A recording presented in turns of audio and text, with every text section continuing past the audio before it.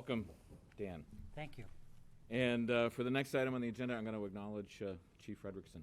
The floor is yours. Good evening.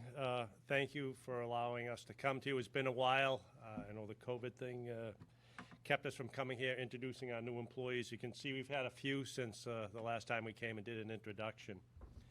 Just for those at home, to let you know, I do have my mask here. I'm taking it off for purposes so you can hear me. And secondly, after the introductions, the officers won't be shaking hands as they typically do. So it'll just be an acknowledgement. So please bear with us.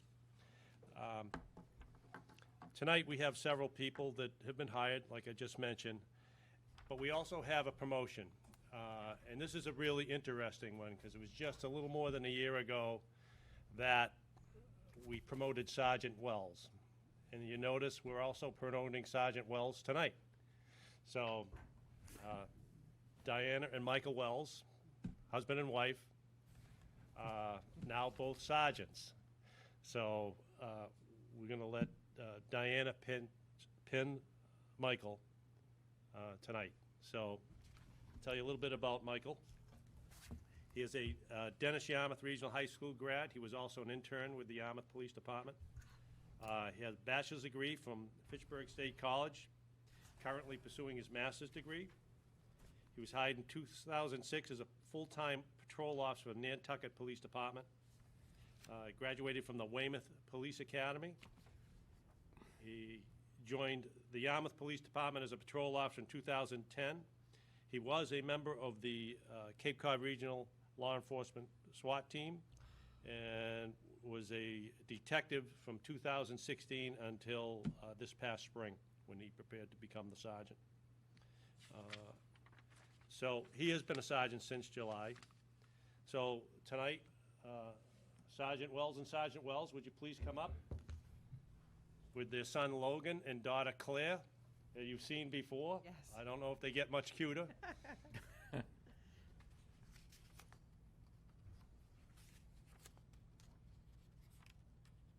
Sergeant Diana Wells will be pinning her husband, Sergeant Michael Wells.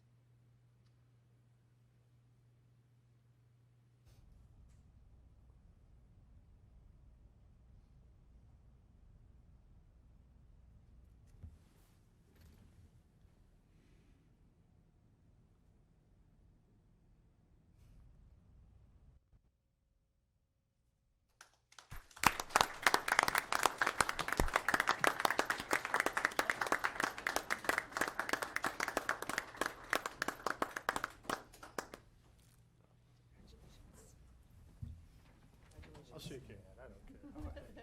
Good job, congratulations. Congratulations. Congratulations. Thank you very much.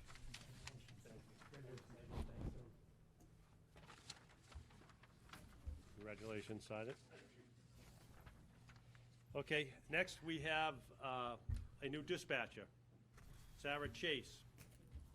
Sarah is a 2016 graduate of Nauset High School. She's attended Cape Cod Community College. She was an intern for the Orleans Police Department, currently enrolled in Southern New Hampshire University for her bachelor's degree in criminal justice. And she joined the department in February 18th of 2020. So I introduce dispatcher Sarah Chase. I'd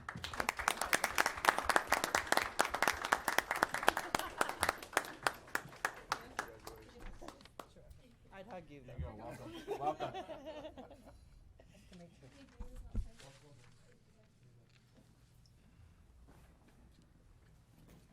Next, we have Patrol Officer Caswayne Samuels. Caswayne is a 2013 graduate of Cape Cod Community College. He served as a community service officer and reserve officer for the Provincetown Police Department from 2014 to 2017. He received his bachelor's degree from Bridgewater State University and became a full-time officer at the Provincetown Police Department in 2017.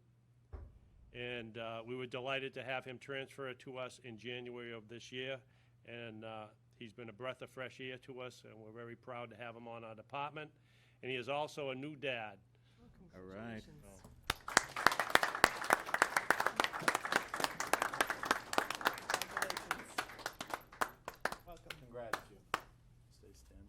Pleasure to meet you. It's great. Congratulations. Next, we have Patrol Officer Alexander Cutts. He's a 2007 graduate from Avon High School, which Avon might be the smallest town in the state. Is that correct? Well, pretty close, yeah. 2012, he received a bachelor's degree from Framingham State University. In 2015, he joined the Avon Police Department as a reserve police officer. In 2016, he went to the Massachusetts State Police Municipal Academy in New Braintree. In 2016, he was hired full-time by the Orleans Police Department. In March of 2020, he joined the Yarmouth Police Department. And Alexander went through a very interesting time. He joined right as COVID hit, and we had to do some refashioning of our field training officer program where we so knew we couldn't put him out with somebody riding the cruiser, so he ended up being the station officer for, I don't know, at least 2.5 months before we could actually get his training underway. So he was patient. We appreciate him. We've already gotten some really nice letters on his performance, so we're very proud to have him. So congratulations.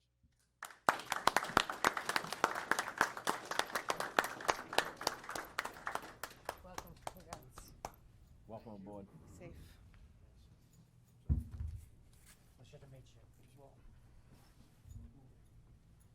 He's also a new homeowner, and when he bought the house, it came with a truck. So he's sporting that new truck coming to work. It's pretty good. Okay, next we have Patrol Officer Brendan Smith. He's a New Jersey native. He graduated from Bridgewater Rayton High School. 2019 graduate of Mass Maritime Academy with a bachelor's degree in emergency management and homeland security. He worked for Mass Maritime Academy as a training and retention officer. In April of this year, he joined the Yarmouth Police Department, graduating from the Cape Cod Municipal Police Academy in July of this year.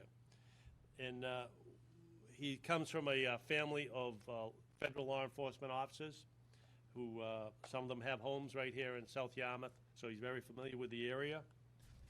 And what he also did is he went to the Cape Cod Police Academy on his own for the first several months. At his own expense, his own time, without being paid.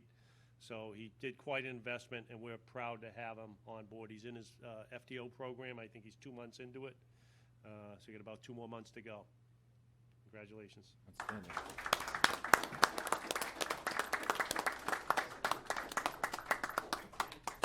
Be safe. Congrats. Welcome aboard.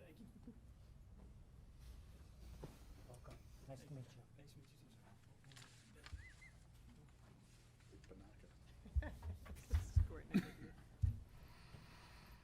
Okay, next we have Patrol Officer Austin Buttrick, 2016 graduate of Monomoy Regional High School, followed by attending Cape Cod Community College. But before graduating from high school, he signed up and joined the United States Marine Corps. He served in the 2nd Battalion, 25th Marine Regiment, and was deployed to Afghanistan. He finished his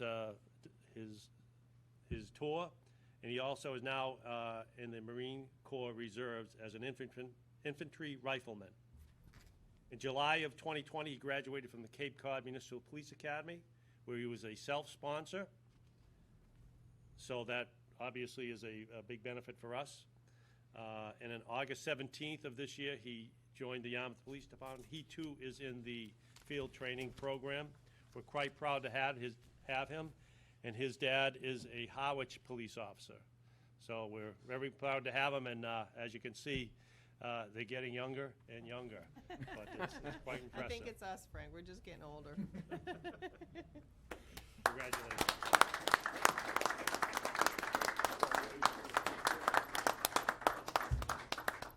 Welcome aboard. Congratulations and thanks for your service. Congratulations. Welcome. So I'm quite proud of our new additions, and the future is bright. We just got to continue on this track and continue to attract people who want to come and work here, and this is what we get when we do the right thing. So thank you for the time. All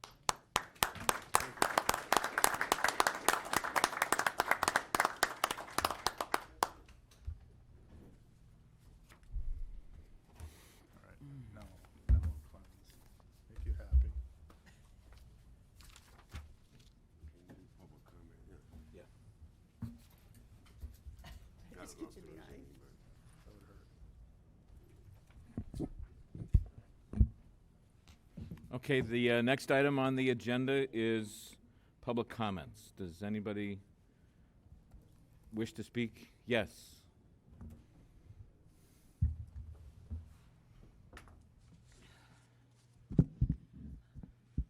Do I need to put something on? Vita Morris.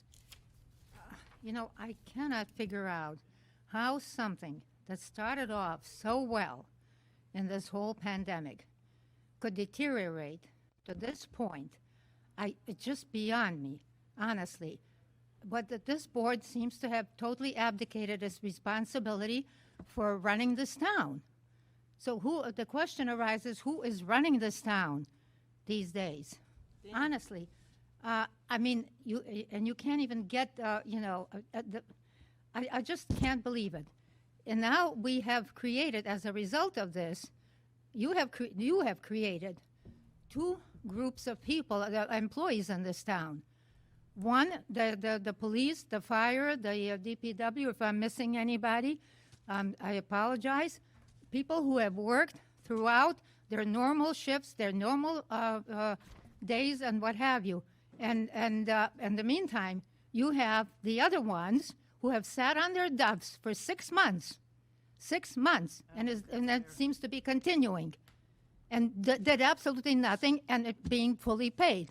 On top of that, this whole thing now seems to be, I don't know, I have a feeling the unions are involved here. Because this little man that's been hired for the receptionist there, that's another dues-paying body that was brought in instead of bringing in some employee of the town hall. This really is outrageous. I just don't understand how this could have happened, and what's the basis for having done this, considering our statistics and everything. Now we have pretty soon there will be the open enrollment period for the medical insurance at the senior center. People have to be able to get to those counselors, people who are helping them out to figure out what they need in terms of medical insurance. They're hunkered down. I mean, everything depends on you people, telling them when they can reopen. I mean, do you have any idea when you're going to reopen this town?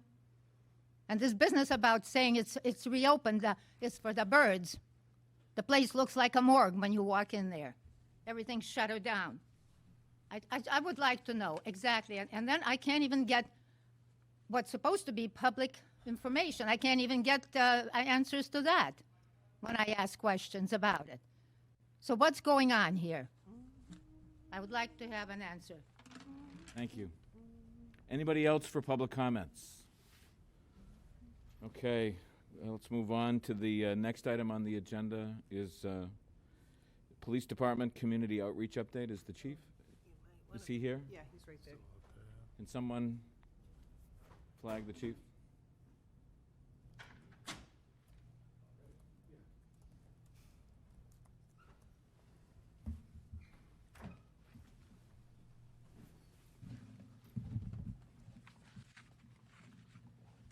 Welcome back. How are we doing tonight? We're doing well. We started off very well. Thank you. All right. So you want me to Yep. start in? Yep. All right, we're here tonight. I have Lieutenant Bogdan with me. In light of staying abreast of current situation within our country, as we always do, we are constantly morphing our department to meet the needs of the public. And so in looking at what has happened, we decided to take what we already are doing and turn it into a little bit different direction, because we have to. the demographics of the town of Yarmouth have changed. So we need to keep abreast and move towards a policing strategy that addresses different groups of people that are developing within our community. I'm curious to see what happens in our next census, to see what the demographics look like. You know, maybe in another year, we'll have an idea what that looks like compared to 10 years ago. But in doing so, and trying to be progressive, we decided to create the community relations team. And that will be led by Lieutenant Cale Bogdan. And we're going to do a number of things. We're going to do a lot of reach out to identify any groups within our community, because it's constantly changing, and we never know where we're going. We start this today, it's going to morph into something different 2 or 3 years from now. So it's going to take some effort, and it's going to be a constant progress. And I think you got in your packet a draft policy on how we're going to do that. We listened to a webinar today. It's going to adjust what we're doing just by what we learned today. So there's so much to learn, and you know, one of the big takeaways is when we communicate with people, even if we have some type of implicit bias within us, when you get to know people, those tend to go away. And we can provide a better mutual understanding for each other and make a difference with each other and make a better community for everybody. It's a little challenging within the town of Yarmouth because it isn't like we have ethnic neighborhoods. So we're going to have to go search out people. We're going to do a lot, and we're going to depend on a few community leaders and grow it as we move on. We're going to look at our training needs within our offices to take a look at that. Just what we learned today, we identified some areas that we can get stronger in. And purely it's that old thing, the need for training is constant, and it's something we have to stay on. So it's pretty exciting. I know Lieutenant Boglin, we put this on him, and it's up to him to take the challenge. It's a little out of our comfort zone because we're generally out there doing what's known as police work. Right. This is different. It's a little more proactive. It just builds on what we've already been doing. So, Lieutenant, if you want to speak on it a little bit. I'll just speak briefly, but as you all know, I mean, our community policing efforts in the town of Yarmouth are, you know, far and above what a lot of places do. I think we do a great job with this team, with this community relations unit or team. What we'll be able to do is consolidate all our efforts into one team and group and have a better coordinated effort when we are trying to move about the community and figure out, you know, how we are going to proceed moving forward. We want to continue those efforts that we've already done to keep the relationship between the community and the police department and grow that. We want to continue to grow it, doing community policing, doing community development, community engagement, all those things we need to do within the community to build the trust, build the legitimacy of the Yarmouth Police Department, and gain, like I said, gain that trust from the community even more than we already have. I think we have a great reputation, but we can be better. Like the chief said, we can always expand, we can always work on it, we can always be better. One of the big things I would like to do to start this off and kind of jumpstart the program is put out a community development survey. And what that survey would do is just quickly kind of gather some information, some demographics of the town, so we can kind of focus on where we want to go. I would also quickly ask people in town interactions they've had with the Yarmouth Police Department, how we can make them better. If they've had good ones, they've had bad ones, we want to hear about them so we can improve on how we provide services to the town. And the last thing, I think the most important thing I want on this survey is going to be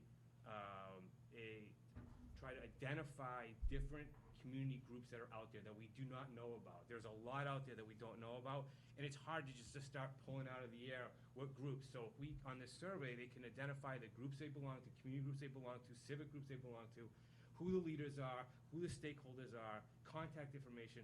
I can reach out, we can get the ball rolling on what we can do to help different groups within the community have better relations with the police department, or just have a better overall feeling for the town. So that's kind of, in a nutshell and quickly, what we want to do, and the survey is how I want to kind of jumpstart it, because I think that's the best way to try to identify as many people as we can. And hopefully we can get that out within the next couple of weeks, put it together. I've already started working on, we want to try to keep it short so it doesn't deter people from filling it out, but we want to gather as much information as we can on that survey, and we want to try to roll that out in the next couple of weeks. A big part of this whole thing is a two-way street. We're gonna put ourselves out there in areas that we're gonna be searching out people. We're gonna be looking for new partnerships, identifying people. And it won't be just a public, it'll be part of you. Chairman Forrest, we've had some off-record discussions on moving it forward. We're gonna share ideas. Your input will be important, as well as looking at, internally, what are our operations like? How can we help other town departments and work together on diversity issues, et cetera? And are we falling short in areas, or can we do better? What are we doing right, and spread that? So it's pretty ambitious. It's still a work in progress, but it's pretty exciting too. It's the stuff that keeps you moving in the right direction, even in face of the current climate towards policing. It's been difficult for everybody to work under, but it's not stopping us, because we know that there are issues. We know some probably are more not reflective of the way we operate. So we want to make sure we're building the trust and legitimacy with our community. That's great. Thank you, Chief. I think there's some members of the board that don't have the latest version of this, so I'm going to ask Dan. Yeah, I'm going to ask Dan. Yeah, I'll email it out to you. if you could work with the chief to get something to us shortly. But the description was certainly very, very helpful. I'm going to go around the board for comments, reactions. Eric? Thank you. Thank you both for being here tonight. I think that your efforts are admirable and, moving in the right direction. Having said that, I want to offer this as a thought, and please don't take it the wrong way. If we did not see if the national climate were not what it is today, and you were here tonight saying these things, I would think to myself, wow, that's really proactive. But given the society that we live in today, I wonder if it's reactive. And, I don't like to be reactive. I would prefer to be proactive. But, we are where we are in this period of time, and we need to do what we need to do. But so there's the question of the proactive versus reactive. And, I've lived here my whole life, and the Cape is 180 degrees different from what it was when I was a kid. So, I think I see the Cape has evolved. We're isolated here. I don't think you can compare the life we have here and what we see as a reaction to national circumstances. We don't have the responses here that other parts of the country may have. But we have evolved, and you people have evolved to meet the challenges that come about as the result of the evolution of our community.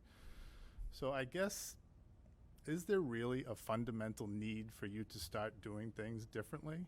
Because like I said, I think that you have evolved to meet society's needs quite well. I wouldn't say we're doing things differently. As you know, our community policing efforts we do a lot. The chief is still doing coffee with the chief, even during COVID times. We've been handing out ice cream to kids all over town during the COVID time. I mean, we do a lot. So yes, you're right. We are reacting to what is going on globally. But we've been proactive starting way back as far as I've been at this department as a community policing effort. We're just trying to expand on that and try to focus our attention towards certain areas instead of being broad, I guess is the best way. So you're right, we're reacting, but we've been proactive for a long time. So I think we're just trying to target our focus a little bit more narrowly to kind of as a response to what is going on. Maybe it'll help me understand a little bit more when we get the outline of what your plan is. But those are just my initial thoughts, because sitting in the spectator's seat, I don't think you need to change a thing. I mean, you may think that there's more that you can do to to increase your level of community policing, but probably from where 99.9% of the public sits, you're doing a great job. Well, we appreciate that, but I can tell you, right after the incidents in May and in June, we initiated a call with the Human Rights Commission in Barnstable County. And I initiated both of those calls, and we had quite a few people on that. And what you learn from listening to people, even though we think we do a great job, and I think we do, I'm very proud of how we do our job, we don't reach everybody. But when we start hearing their personal stories, it makes you think, and it makes you look inside yourself, and we can all make improvements. And then listening to the national stuff, quite honestly, I think a lot of that is not necessary. I think it's really gone beyond what the issue is. However, there are some realities to what is taking place. And some of it will be the fact that if we educate those who have issues with the police or think differently because of what's happened, they need some other information. And when they hear that, when you put that out there and they understand it differently, it's amazing. This summer there was a group that put on a Back the Blue stand out at the Rotary, and I was fascinated. I went there to thank the people who were doing that, and watching what took place and the people coming around that were generally mostly supportive. But I was amazed at the young ladies, not of color, who were angry, who were giving the finger, who were doing different things, and some of them were my stepdaughter's friends. And it's like, where did that come from? How is that? So there's more to learn, more to garner. We can do a lot. It's just shifting a little bit of the focus from what we typically do, using the same concept, engaging people, learning who they are, understanding, sharing information, being transparent. We've already done some things to make ourselves more transparent. I mentioned before, all our policies are on our website. Anybody wants to see it, you can do that. We did a couple operational changes after listening to people, and we can do more. And if we keep this throughout our country, we can sandpaper some of the edges and make things a little better. One last thing, it's nice to want to reach everyone, but that's a lofty goal, and you're not likely to ever achieve it. So I hope that you don't judge your efforts by the one person that for some reason something happens and you say, I wish we had gotten to that person, because you're never going to get to everybody. Totally, you're 100% on track, because that's why it's a two-way street. I mean, I went through the march here and met with all the people that did the march here back, and you listen, it's like, I've never seen some of these people, and maybe they weren't even residents, I don't know, but we can't reach everybody. Right. Just what you said, but it's our efforts. That's why we say it's a two-way street. We need people to come forward, and there are some people who are excited about doing this within the community. I wanted to bring some here tonight, but it was just, we're rushing around, and to your point, we're still dealing with opioid addiction. We're dealing with COVID. We're dealing with the homeless. We're dealing with the high school issues. We're dealing with beach parking. All of those things don't go away. So we're juggling a lot of balls. And this is just throw this one in, and we got the professionals that are gonna do a good job with it. Okay, thank you. Tracy. I think it's wonderful. This is much like what we've discussed on our board as far as reaching the community, and just the fact that you're here having the conversation will help people understand that you want to listen. And that's the biggest thing, is they need to know that they can come. There is an open door.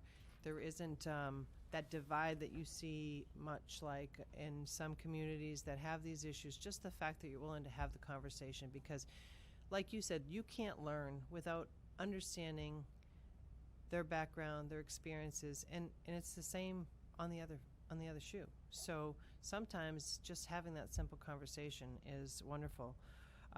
As a town, we were setting off to kind of do this same thing. So I haven't seen the plan, but I'm hopeful that looking also internally at your policies, at your hiring processes, things like that, to make sure that there's nothing that maybe you don't see that, that's something that we talked about as a town that we really wanted to look at, because from us who are not of color, maybe there are things in there that, and maybe there's not, but just looking internally and being willing to do that, I think is great, and I think we're going to make a lot of progress. I have no doubt that that you'll have great people to bounce things off of, and will become stronger for it. So whether it's reactive or proactive, either way, it doesn't really matter. We're willing to have the conversations, and that's the biggest thing. So, and listen, that's, so I appreciate it. Thank you. That's great. Thank you, Tracy. Mike? This issue is enormous in terms of its scope,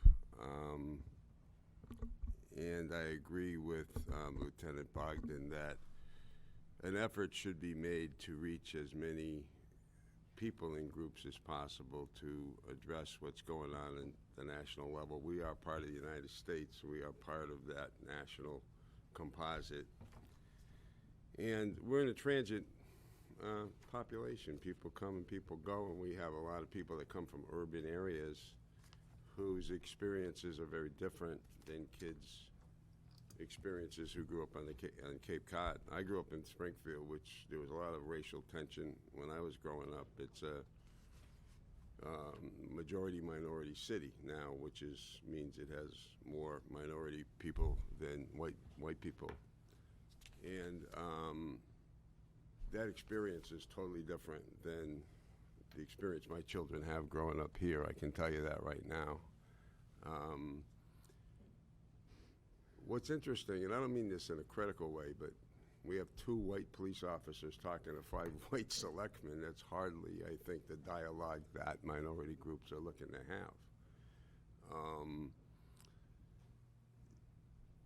If you've seen some of the reactions by minorities, something happens, they go out, they'll shoot innocent police officers, even in another state.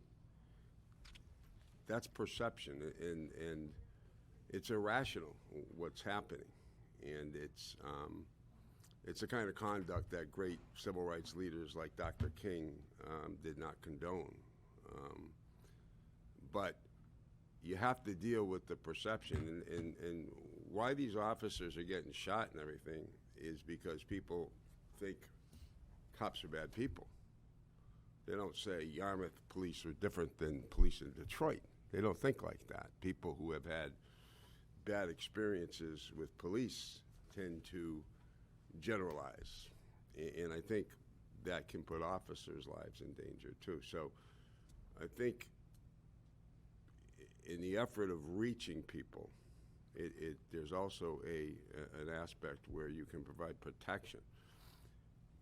When they integrated schools, there was a lot of violence. But the judge that ordered that integration realized that the only way you're going to get neighborhood kids to get along is if you put them in the same setting, and they have to eat lunch with each other and play sports with each other and go to school with each other. The same thing's true here. I mean, if white officers are interacting with minority people, coaching their kids, for example, that has a big impact on that community. They say, first thing they're going to say is, all white people aren't bad people. All white cops aren't bad cops because this guy coaches my kid, and he's a good guy. I mean, so I think you're going to make a lot of inroads and a lot of progress that way by engaging all of the components in the community. It's not going to be easy. And there's a lot of attitudes that have to be dealt with, and there's a lot of educational efforts that have to be made. But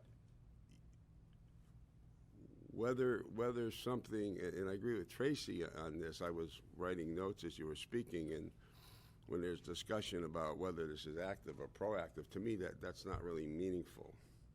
You want to make a difference, right? that's really what's going on here. And you want to go out and engage your entire community, because that's the community we're supposed to serve, is it not? I mean, we're not supposed to serve just the white people in our community, or just the elderly people, or just the young people, or just the middle-aged people. These people are part of our community, and I think they deserve that. So, like I said, this just scratches the surface. But I've been through this growing up, and I remember white people did not walk into black neighborhoods because it wasn't safe, and vice versa. The city was all, the North End was all black, Hungry Hill was all Irish, the South End was all Italians. That's how people lived back then. And so there was a lot of prejudices, and a lot of distrust. And I think you two gentlemen have used that term about building trust, how important that is. It's critically important. And it's not an easy thing to do, because some of these people have legitimate gripes. They have been treated unfairly by the establishment. And that establishment could be school officials, could be public officials, it could be police officers. And they carry that reality with them throughout their lives. And when they have kids, they teach that to them. You can't trust white people. You can't trust the establishment. You can't trust police officers. So all of these things have to be dealt with. So I think it's something that's very, very important. And I'm happy to see that you're engaged in those efforts. And I fully support those efforts. Thank you. Selectman Horgan. I just want to say I applaud these efforts. I really think that they're important. Please consider me a resource. I really think that the entire town needs to do this. The entire Cape needs to do this. The entire state needs to do this. You talked about a team. What makes up the team? Who is this team? It's not established yet. I will certainly take the lead on it, but I'm going to rely on some of our sergeants and some of our officers to assist me with it. It's, like you've all said, it's a monumental task to take on, especially initially combing through a lot of the data we're going to get. So we're going to carefully select a team of sergeants and officers to help with this. So are you talking about police only, or are you looking for community members, Oh, no, I mean, partners? we're looking, that's why I said we're looking for some of those community stakeholders to help us with this. Okay. I thought you meant within the department. Within the department, there'll be a team of us. No, we're looking, this needs to be an entire community effort. Like the chief said, it's a two-way street. It's not just us Lieutenant, we together. may need you to use the mic. Microphone, thank you. Yeah, people are having I'm trouble sorry. hearing you. The That's people okay. behind the wall, let us Yeah. know. It's like the chief said, it's a two-way street. We are gonna kind of spearhead this and go at it, but we need help from everyone, help from you guys, help from the community leaders to make this work. If it's just us spewing out it's not going to work. We need it to be two-way. We need to find out why this group isn't happy, or what they need, or what they believe, and we need to collaborate together and work. So, to answer your question, we're such in an infinite stage of this. I'm not sure what the team makeup is going to be, but I'm looking for support from everyone to make this work, if we want it to work. Okay. Just a quick side issue. Chief, do you have any idea how many of your officers are bilingual? Generally, I know depends on which language we have. I know there's at least 3 that can speak fluently different languages. There are probably more. I am not one of them. You bring up a question of diversity in a general sense within our department. You saw tonight that we're becoming more diverse, and if you really look at our makeup, after we took a look at it, it's pretty.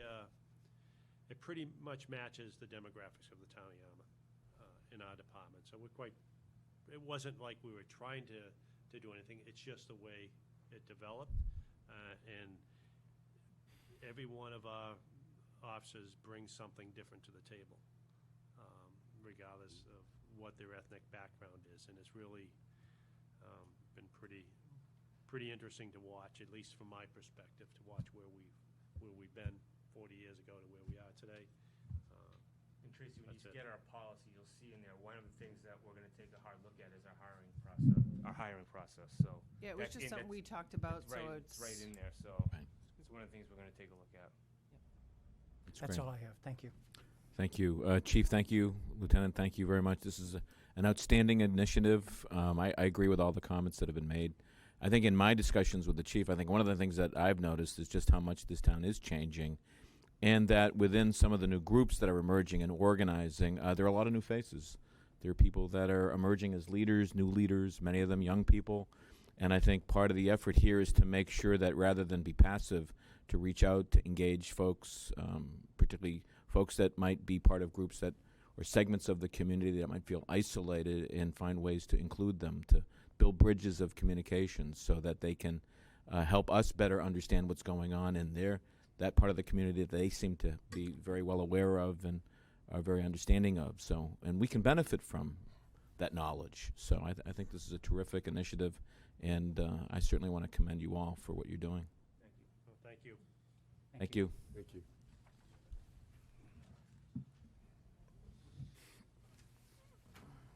Okay, the next item on our agenda is a license hearing. And I'm going to turn this over to Mr. Stone. Thank you, Mr. Chairman. We have actually two licensing matters involving the same business. The first one is an amendment to the automatic amusement license, and the second one is a show cause hearing on noise complaints, specifically with music. So we'll deal with the first one first, which is the amendment to the automatic amusement license. So are you here representing the business? Yes. Okay, you want to identify yourself for the record, please? My name is Michael Edwards. I'm the general manager of the Covert Yarmouth Resort. All right, thank you. So what I'll do, Mr. Edwards, I'll read the legal ad into the record, and then we'll proceed on the first matter with the entertainment additions. The Yarmouth Board of Selectmen, acting as the local licensing authority, has received an application from Michael Edwards, general manager of the Covert Yarmouth, to amend his automatic amusement license to add an additional 10 electronic game machines to his current license for the arcade located at 183 Route 28, West Yarmouth. Hearing will be held on Tuesday, September 15, 2020, in the hearing room at Town Hall, 1146 Route 28, South Yarmouth. The Board of Selectmen meeting begins at 6 p.m. Written comments will be accepted until 4:30 p.m. Friday, September 11, 2020, in the Selectmen's office at Town Hall. Verbal comments will be accepted at the hearing. This hearing had been scheduled on August 11th, but was rescheduled for September 15th, 2020. And I think that was at the request of the applicant, just for the record, that there was a bad date, and you weren't available then, so you requested that it be rescheduled. All right, so good evening, everyone. Mr. Horgan, congratulations, and I guess welcome to the table. The Covert Yarmouth has submitted this application just because what the Covert wants to be is, the best vacation experience it can be to its owners and guests that they serve. So we had the good fortune of partnering with Ryan Family Amusements. We signed an agreement with them back in early March. And with respect to COVID, that's kind of gone a slow process. In order to achieve the additional amusements, we needed to look at the facility, which is the Racket Sports Building, which is a separate building from the condominium units. It's not attached, and it's actually 3 levels. When they constructed the building back in 1986, in order to achieve the loft of tennis balls, they had to actually put the tennis building subgrade. So the lower level is below grade, The main level is at grade, and then there's a mezzanine level. The mezzanine levels is approximately 1,000 square feet. We're looking to utilize that space to host all of our all the new amusements. Currently, they're scattered through the first floor and that lower level. In order to do that, we don't have access. So we engaged an architect, and we're going to put in a wheelchair lift to provide access to all 3 levels. I believe all the I've gotten from all town departments, fire, building, as well as health, that they're all okay with it. We'll file all the applicable permits required. That's pretty much it.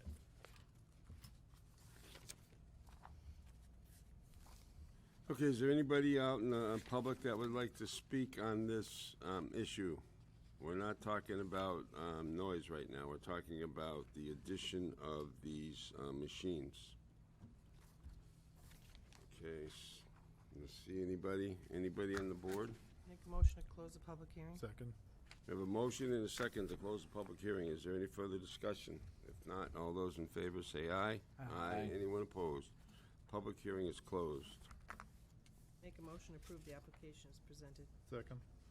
Okay, we have a motion to approve the application as presented. We have a second on that motion by Eric. Any further discussion before we vote? Just one quick question. Yes. In this era of COVID, I'm not very good at reading plans. Are proper precautions being taken as far as the distance between the machines and proper distancing between people? Yes, the building department required actually square footage between amusements. Okay. So that's been distanced as that. That's the most we can accommodate with the prize hub, which is all automated as well, has been accommodated. Okay, thank you. All right. Anyone else? Okay. All those in favor? Aye. Aye. Anyone opposed? Okay, that passes unanimously. We'll go to the next matter. Thank you. I'll read the notice into the record.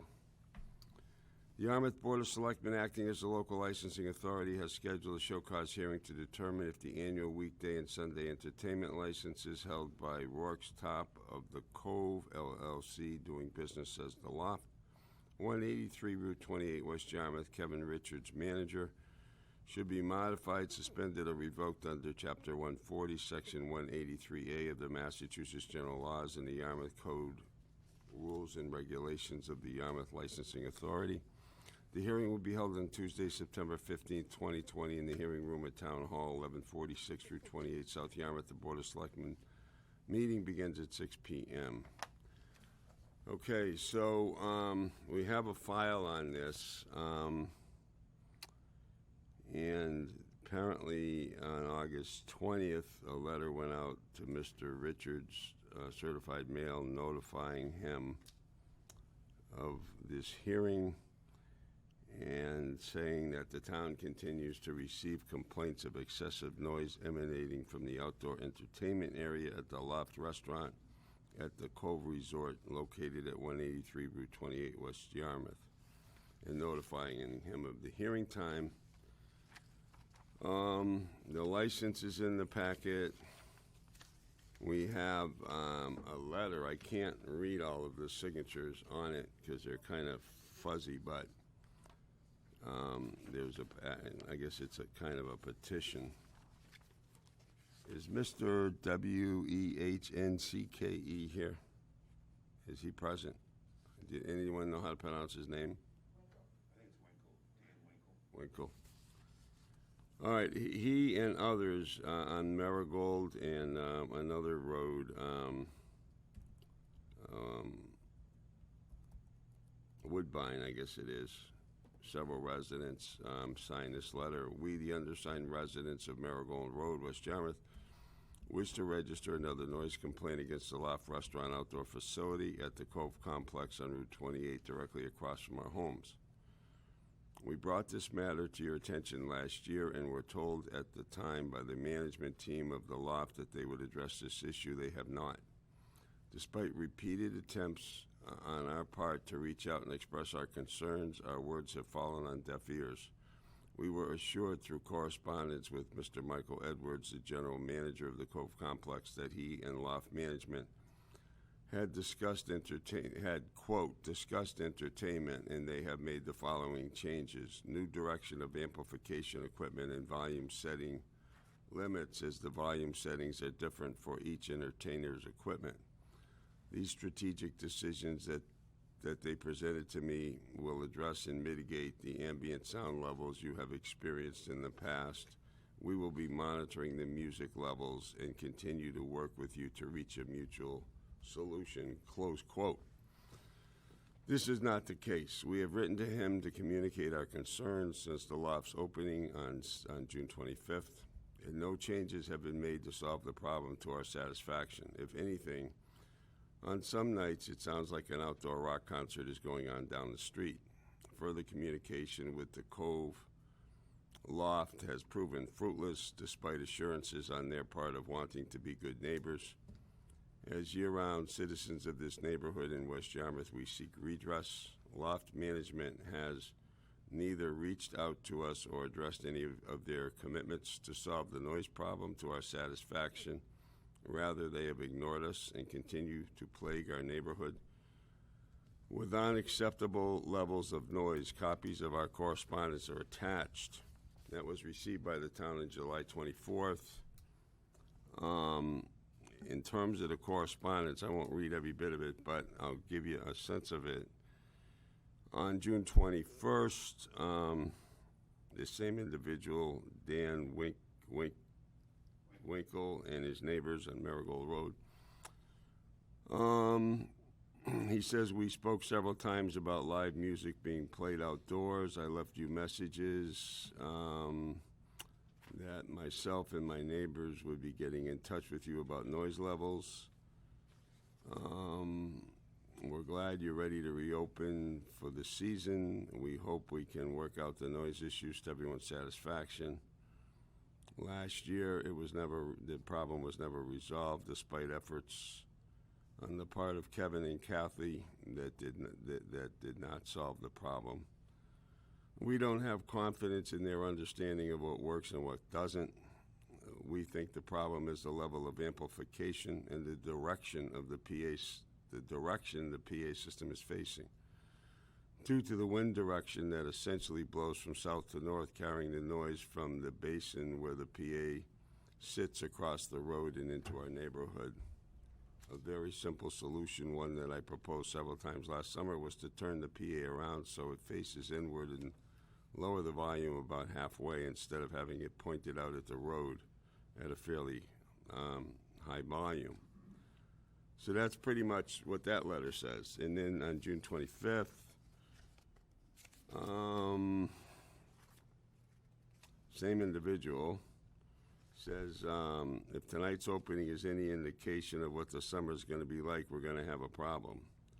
I'm sitting in my back bedroom with my windows open. It's 75 degrees out, and the drums and vocals are bouncing off houses here and are loud and annoying for the homes on this stretch of Marigold Road. We can hear the vocals quite clearly as well.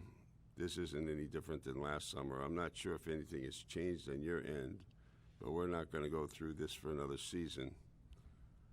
I'm sorry, and I'm sure your efforts are sincere, but this is unacceptable. We hope you have another configuration for this. This one doesn't work. So that was June 25th. And then on June 28th,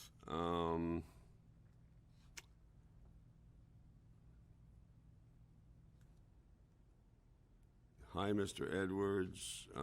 I've been speaking with the folks in the neighborhood, and we're not happy. He complains of the noise. He stopped by Sunday to test the decibel levels.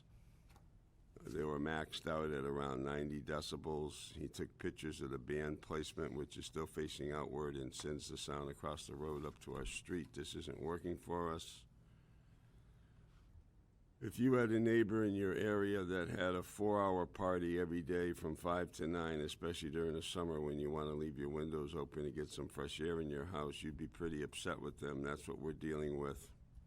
The loft management knows this. We've been down this road last summer to the point we made a formal complaint to the town of Yarmouth. At the end of that meeting, I was assured this would not be a problem for the season.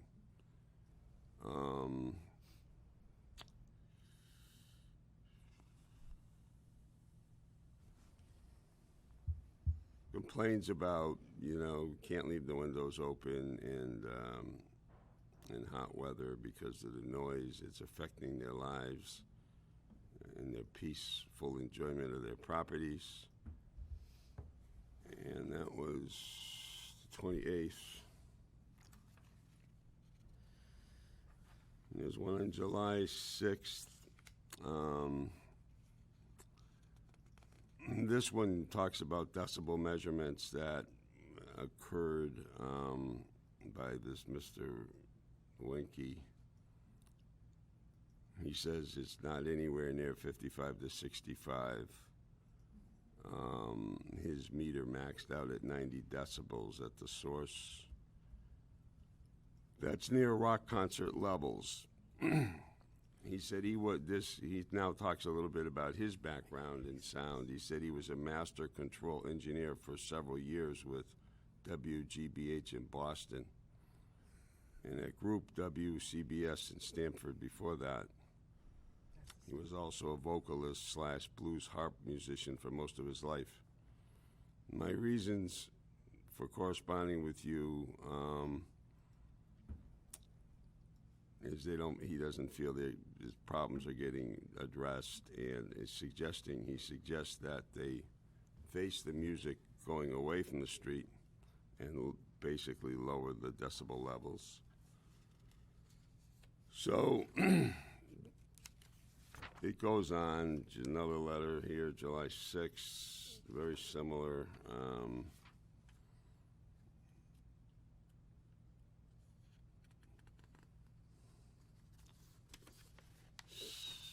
And then he's got photographs of apparently decibel readings.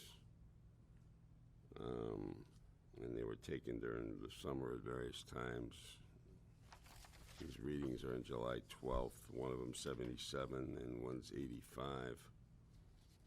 I can't interpret all the technical data on there because I just don't know enough about it. So that's what we have. I guess my question that I have is, why can't the music be, the musicians be reconfigured so that they face inward from the street rather than out from the street? Does anybody want to come up and talk about that? Sure, absolutely. That seems to be what they're looking for. Well, we can tell Well, you. this year it was a little bit of a problem because of COVID. So first I want to give you, if you don't mind, Ms. O'Keefe, Certainly. we took decibel readings every week all summer. This is a 2-week spread of decibel readings. Sorry for the little Thank you. Chinese food takeout. I'm hungry. So, as a team, Michael and his team are landlord and very concerned with the atmosphere at the Cove. We have always tried to work together to have the correct ambiance. Where we do want to be great neighbors, we don't want to be good neighbors, we want to be great neighbors. Last year, we did the same thing. We went over to Mr. Wankel's neighborhood every night, trying to get a feel for the sound level over there so that we were not a nuisance to anybody. We told him this year, everything that in the letter is correct.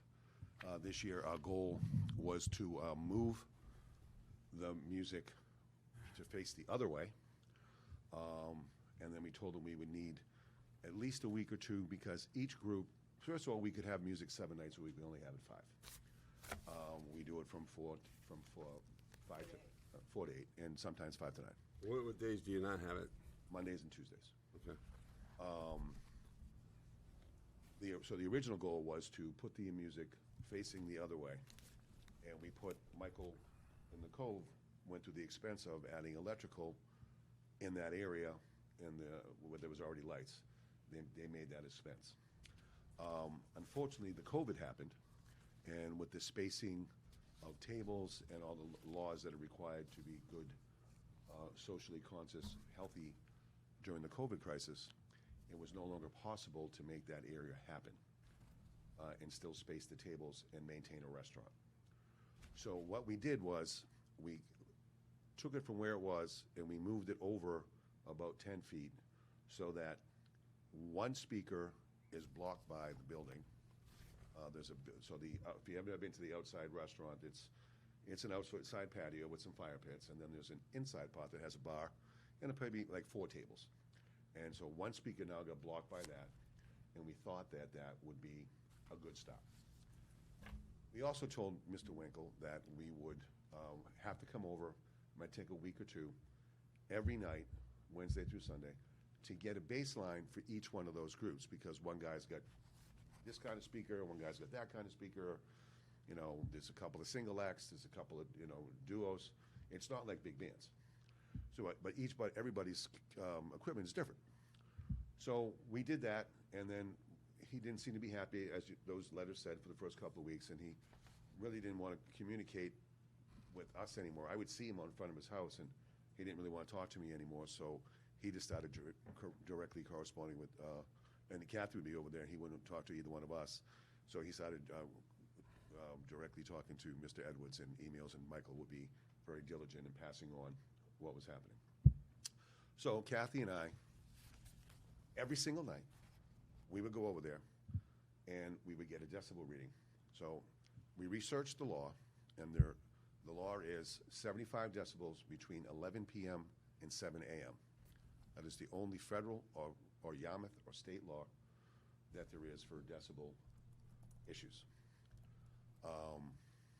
And there is no law prior to that. You just can't be there's no decibel level.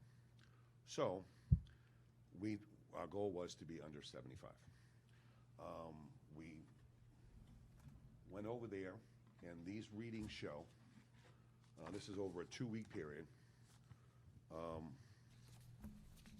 We took so many readings, and then we said, you know what, let's figure out, she was over there, I was over there, let's figure out what the ambient noise level is when there is no music, just living next to Route 28, and then how does it change when there's music from the Cove, and is that an impediment at all? So each one of these is dated. It shows one Wednesday, one Thursday, one Friday, one Saturday, one Sunday, and then the last one shows a Thursday night where we closed because it was supposed to rain, but it never did. And we happened to be there anyway, and we said, let's just take a reading tonight and see what the reading shows. So they all have timestamps on it, okay? So in each day, what's important is the time of day, up in the corner here, up in the left corner, and then down here, there's 3 different readings. There was a reading at the time when I stopped it. I would pull my car in front of Dan's house, I'd stick the decibel reader outside, and it would read it. I'd put it out there for 2 or 3 minutes, and I'd hit the button, stop it, take a picture with my phone, and would email it to Kathy and I, or she would do it. Either I was going to do it. Around this, we're trying to run a restaurant that's busy, and I'm leaving at 7 o'clock and 6 o'clock and 7:30, trying to be a good neighbor, and it's crazy. I mean, I get people, and I'm trying to get over there and get the reading and come back, and we did this all summer. So the top is the time, and then the bottom is the decibel riddle when I stopped it, what the highest amount was at all, and what the average was. So starting with Wednesday, at 3:43 in the afternoon, the average was 68. Which would be before music. Right, music starts either at 4 or 5. Okay? So So this what, is, to 8 or 9? so I'm sorry, 4 to 8 or 5 to 9, depending on the day. Right? Okay. So I would go over prior to the band starting to get a baseline of what it was like with just Route 28, and then I would get one couple hours later when the band was on. So, and this Wednesday, which was just, so this is August and September, the most recent facts that we could give you. The average was 68.0. That's with traffic and music. I'm sorry, that's just with traffic. I apologize. The first one is just traffic. That's just traffic at 3:43 in the afternoon. At 7 o'clock at night, the second page, the average was 53.1. That was with music. That's with music. The average was 53.1. Now, which one is that, the 9-3? No, so you're on Wednesday, 8/26. Oh, I'm still on the first one? Yeah. So there's two pages. The first page. Oh, okay, there's another page Just here, don't- right. if I was unclear, I apologize. The first page shows you what the reading was at 3:43 in the afternoon with Right. just traffic. I see. And then the second page, Mr. Stone, under that day, shows you what the reading was with music and traffic. That's 7:09. Okay? Yeah. So it was 53.1 because at 7 o'clock there's no traffic because people are already at the restaurant or other restaurants and they're doing what they're doing. And whatever music we had wasn't really a factor. So then the next one is a Thursday in September. The average at 4:38 in the afternoon with just traffic was 55.0. And the average at 7:30 at night on a Thursday was 51.2. Again, there is no law as to a decibel level in Yarmouth or Massachusetts or federally, unless it's 11 p.m. to 7 a.m., then the law is 75 decibels. On the Friday, back in August, another example, the traffic level is 67.5. Now, they all have, like, if you look at them, they'll be, the max will be, once it'll have, like, you know, it went to 80 for a second or whatever. That's a guy on a motorcycle goes by, an ambulance goes by, whatever. Just all of a sudden, you know, you'll get a spike because something loud, a plane goes by, you know, something. I would stop sometimes and take because I thought it was unfair, even at the traffic level. Like there's a plane going by, or you know, this an ambulance went by. I wouldn't do it. So this one we took right before we started at 5 o'clock, and the average was 67.5. And then on that Friday, during music, 20 minutes later at 5:18, it was 61.9. Another reading Saturday, just a week So ago. that was with music? Yep, with Oh. music. Okay, The total was the average was 61.9. okay. Then there was then a Saturday in September, which was 9/5.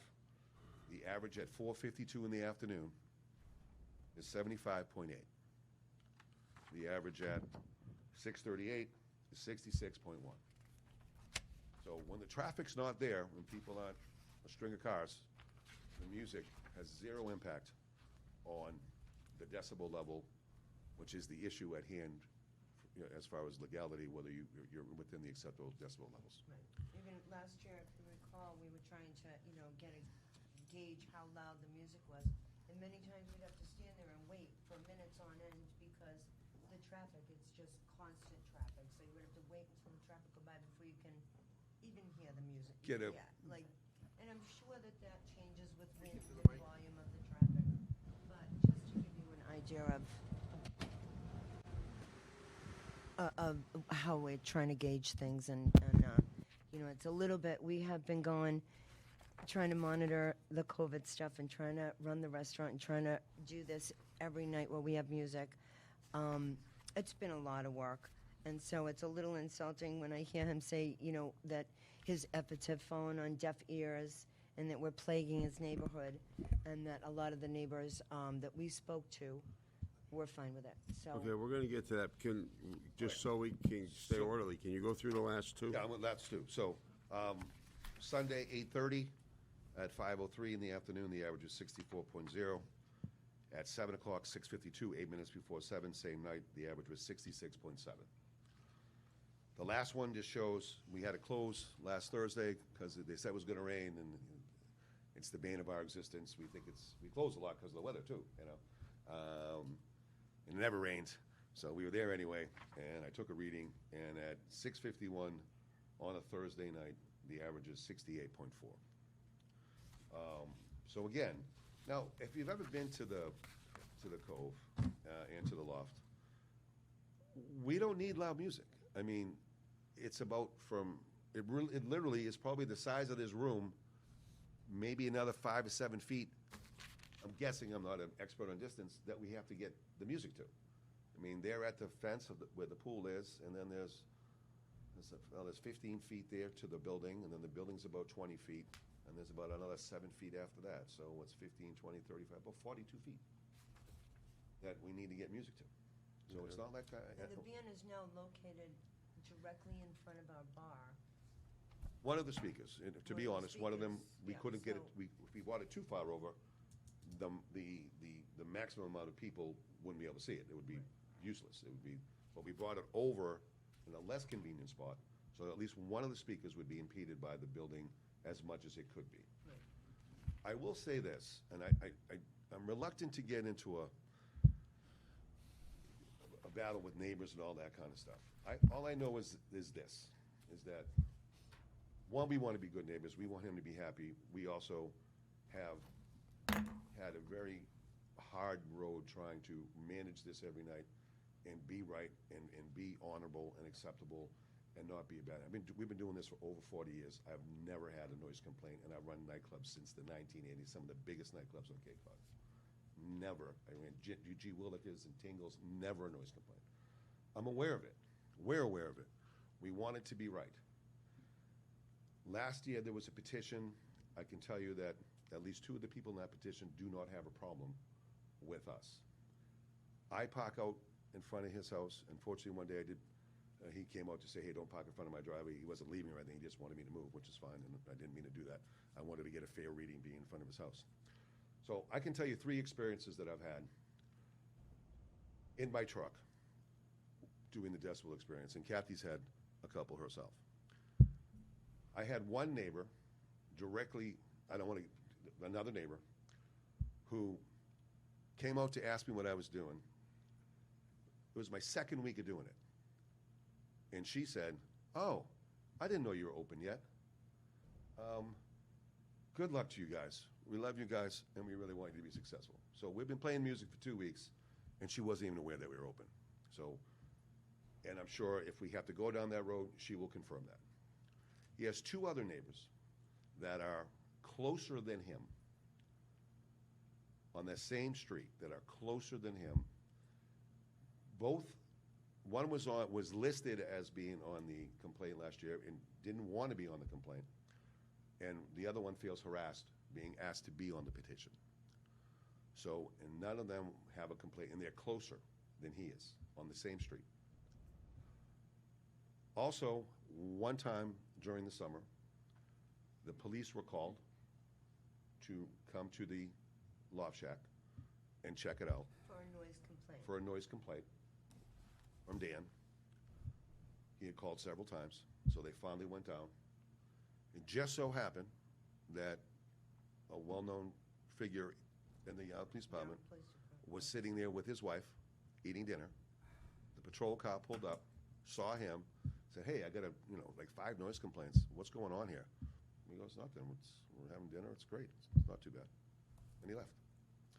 I also know that his next-door neighbor does a virtual musical thing because of COVID. He's a musician. And he does it in his backyard, which is immediately next to his property. There's a fence or maybe nothing that separates. I think there's a little fence. So, The police were, 4-piece band, I believe it is. they instead of, they can't perform in nightclubs anymore or bars, so they do a virtual thing to people so people can see it at home and they get tips and all that. A lot of bands are doing that. The police came for a noise complaint there, right next, the house right next to him. And they told him, you're fine. The rule is 75 decibels. You're not violating that, and it doesn't start till 11 o'clock. So, again, the original intention was to move the music to face the other way. And we can still try that for next year. We can. We can try that next year. We as can long try as it, COVID but COVID restrictions made are it lifted. impossible to pull that off. Michael spent the money to put electrical over there, and it just was impossible to do with the COVID, and then we moved it so half the building. walkway space. Then we wouldn't have the 6 feet walkways and all the stuff you need to do. If we put the band there, it wouldn't have worked.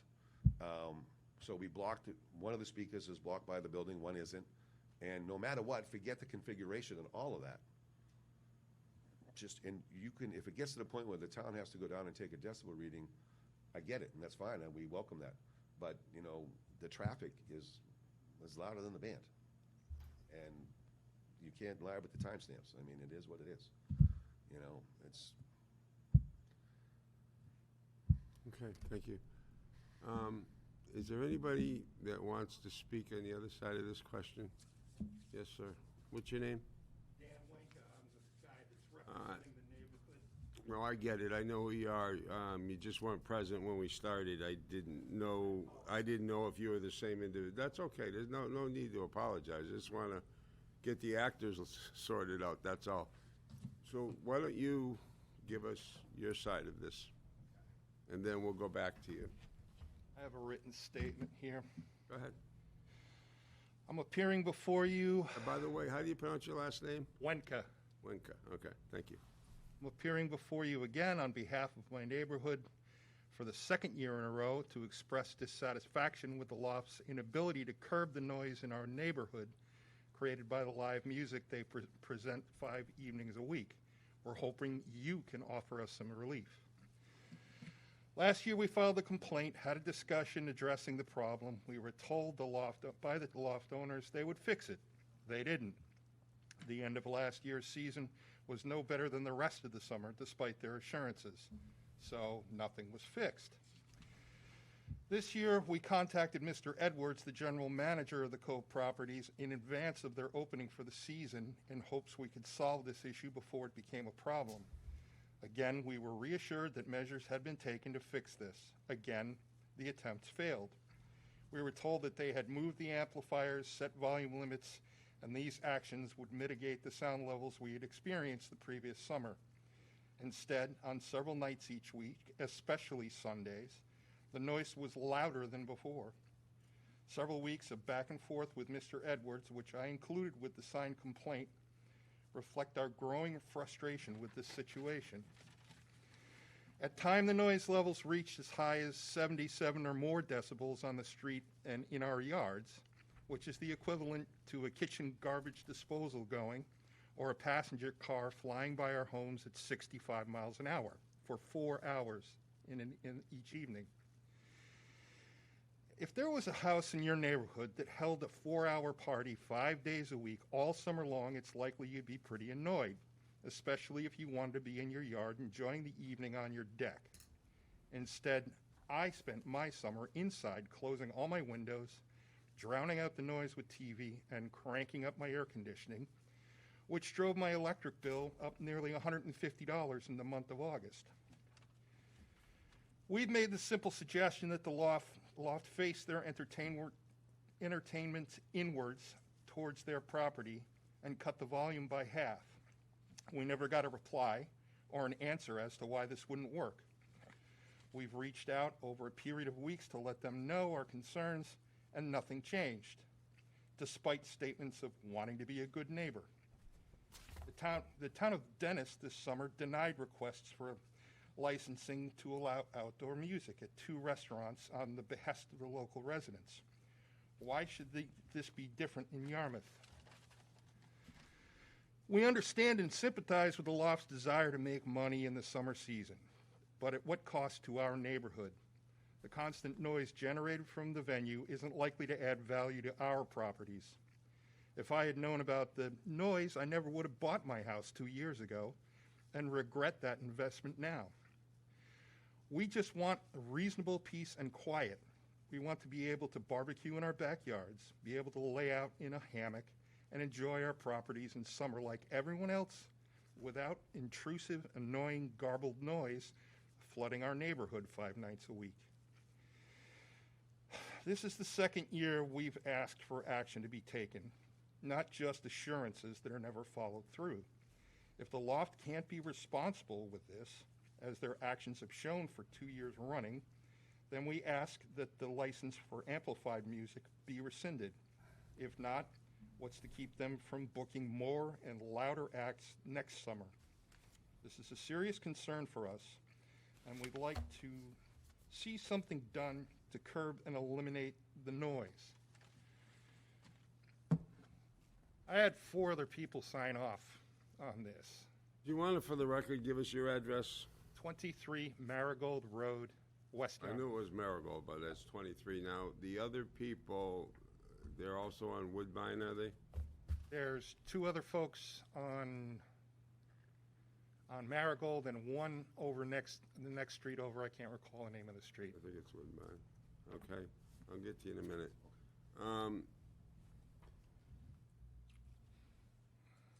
Were you here when I was reading your letters into the record?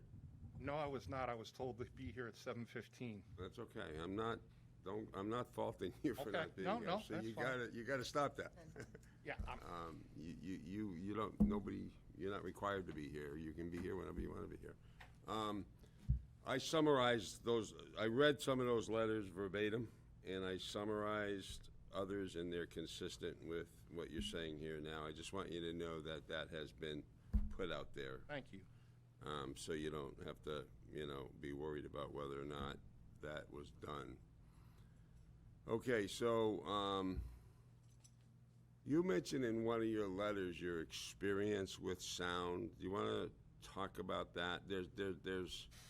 What's an acceptable decibel level? We've had some readings that you probably haven't seen, but you've heard being discussed here tonight. What in your opinion is, let's say, a non-annoying decibel level or a permissible decibel level? It's not really a matter of decibel level. It's a matter of the acoustics in the neighborhood. Okay.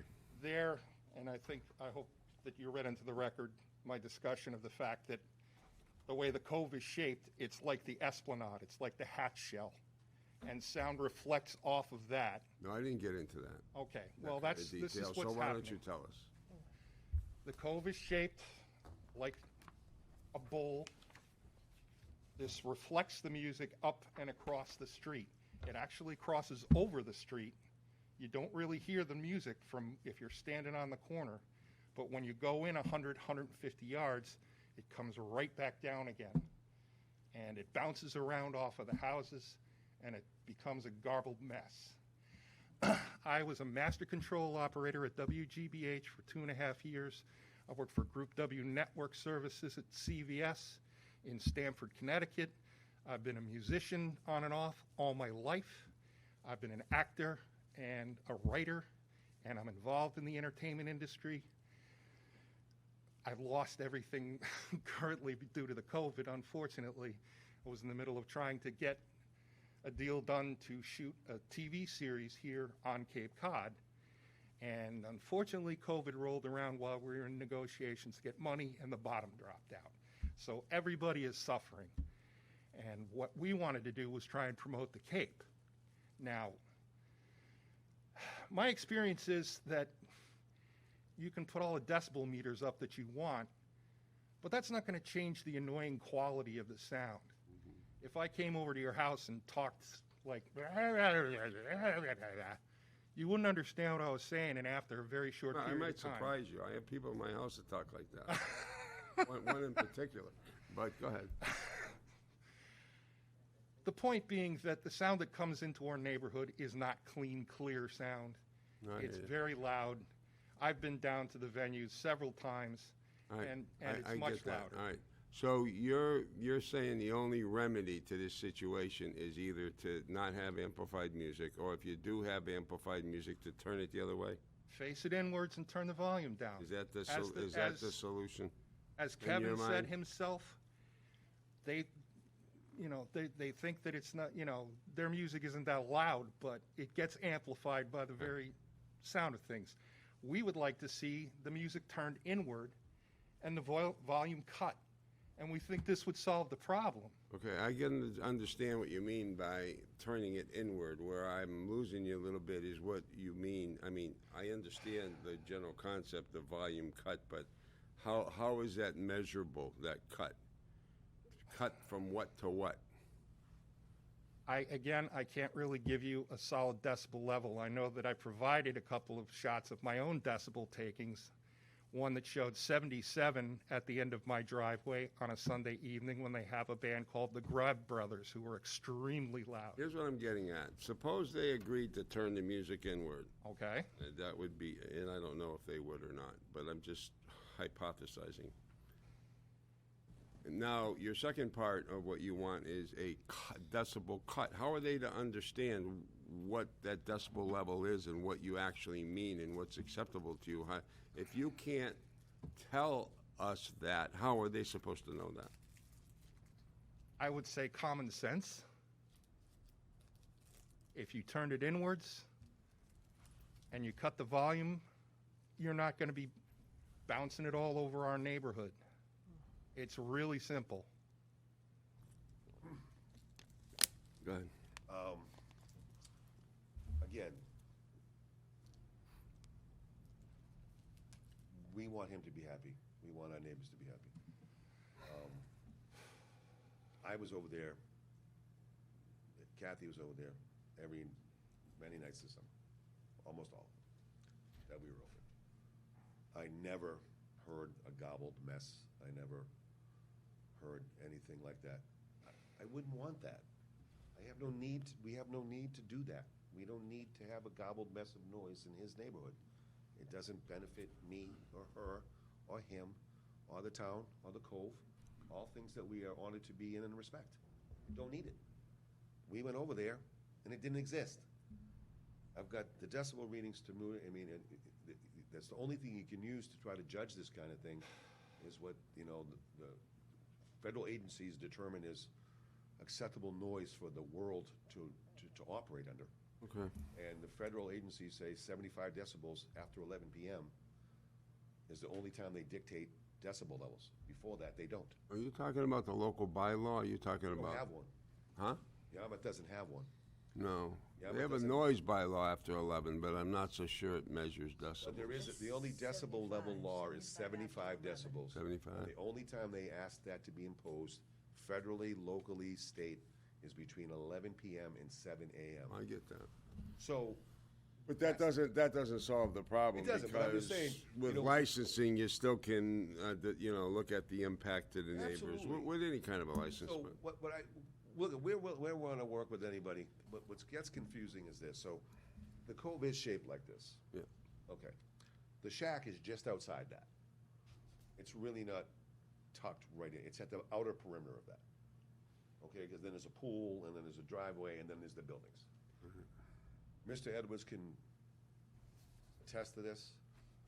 I think the average age of people at the Cove is like in the 60s and up.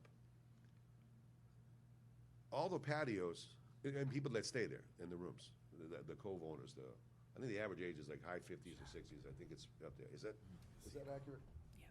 Yeah. Okay. So, all the patios face, every single patio faces the music. Every single one. And they're right there. Every single one of them. There's sliders there. They're all open for the summer because they want the fresh air like everybody else. And there's 4 kids and 2 parents and 2 kids in one unit. Not one noise complaint for people in the rooms. Not one. 0. No noise complaints. So Maybe they're so old they can't hear. well, maybe they are. But, I mean, you think they probably at 8 o'clock, they're trying to wind down. They've already had dinner, right? Folks of the older age, they usually go to dinner a little earlier. 9 o'clock, they're not in the mood for music. You know, they don't want to hear that. Not one noise complaint. I do worry that if we turn it the other way, We're gonna get it's going to bounce off that building and be no better. Well, it may be better for some people, but I'm not sure that, that would work for the 200 and so rooms that it will be now facing. And again, each band we worked with, they all set their machines at a certain level. I go over there, if I went over there, right, or she went over there, she did it many times as well, and it read anywhere near 70, in this between 70 and 75, I would just go back to the guy and go, dude, wherever you are, turn it down 2 decibels, which I did the first week. Turn it down 2 decibels. Turn it down, not 2 decibels. Turn it down 2 clicks on your little thing. Turn it down. Who cares? It doesn't need to reach him. It doesn't need to reach I wouldn't think it would. 200 feet in front of him. It just needs to reach about 45 feet of space. It doesn't need to be exorbitant. So But at the level that we have it is, the issue. Right, so I'm I, not happy with so I mean, whenever we go over there, I mean, really, if that, I don't know, I'm not a sound guy, I respect, I don't disavow his knowledge, but, you know, if the law is 75 and they think that's a nuisance and we're in the 60s or 50s and I can't hear it when I'm over there, you know, the cars are louder, everything's, you know, if there's a break in the car, you know, I can hardly hear anything. If it was loud, I'd Let say- me break away just to see if there's anybody else that's interested in this. Is there anybody out in the audience that would like to be heard in this matter, that has any?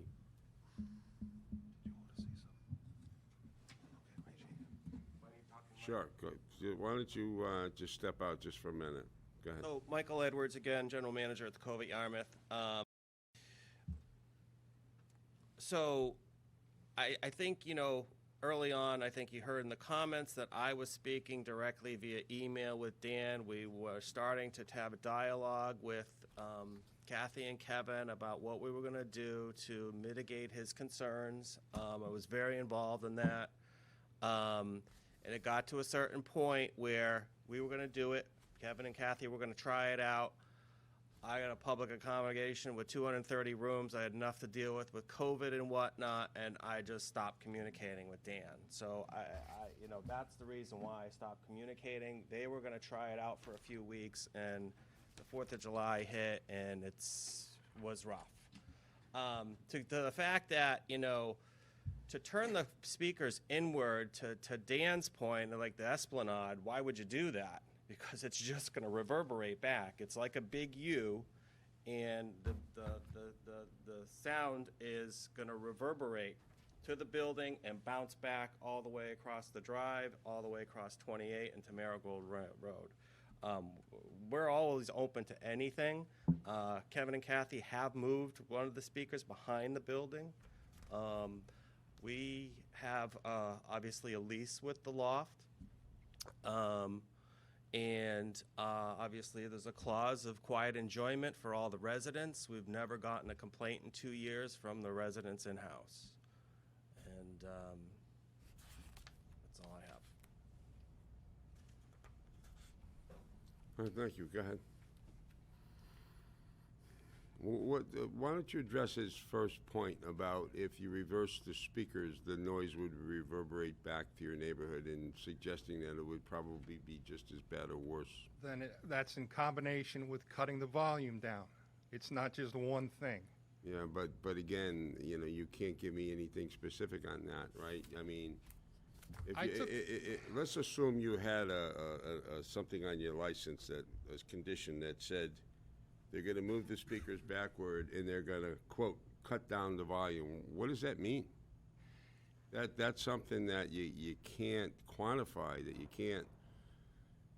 can't look at a person and say you did or didn't do that, because it's just so vague and ambiguous that it doesn't have any meaning. It's not a matter of just decibel levels. There's wind that blows out of the south into the north, into our neighborhood, on and off. This affects the quality of the sound that comes across, okay? That affects sound levels.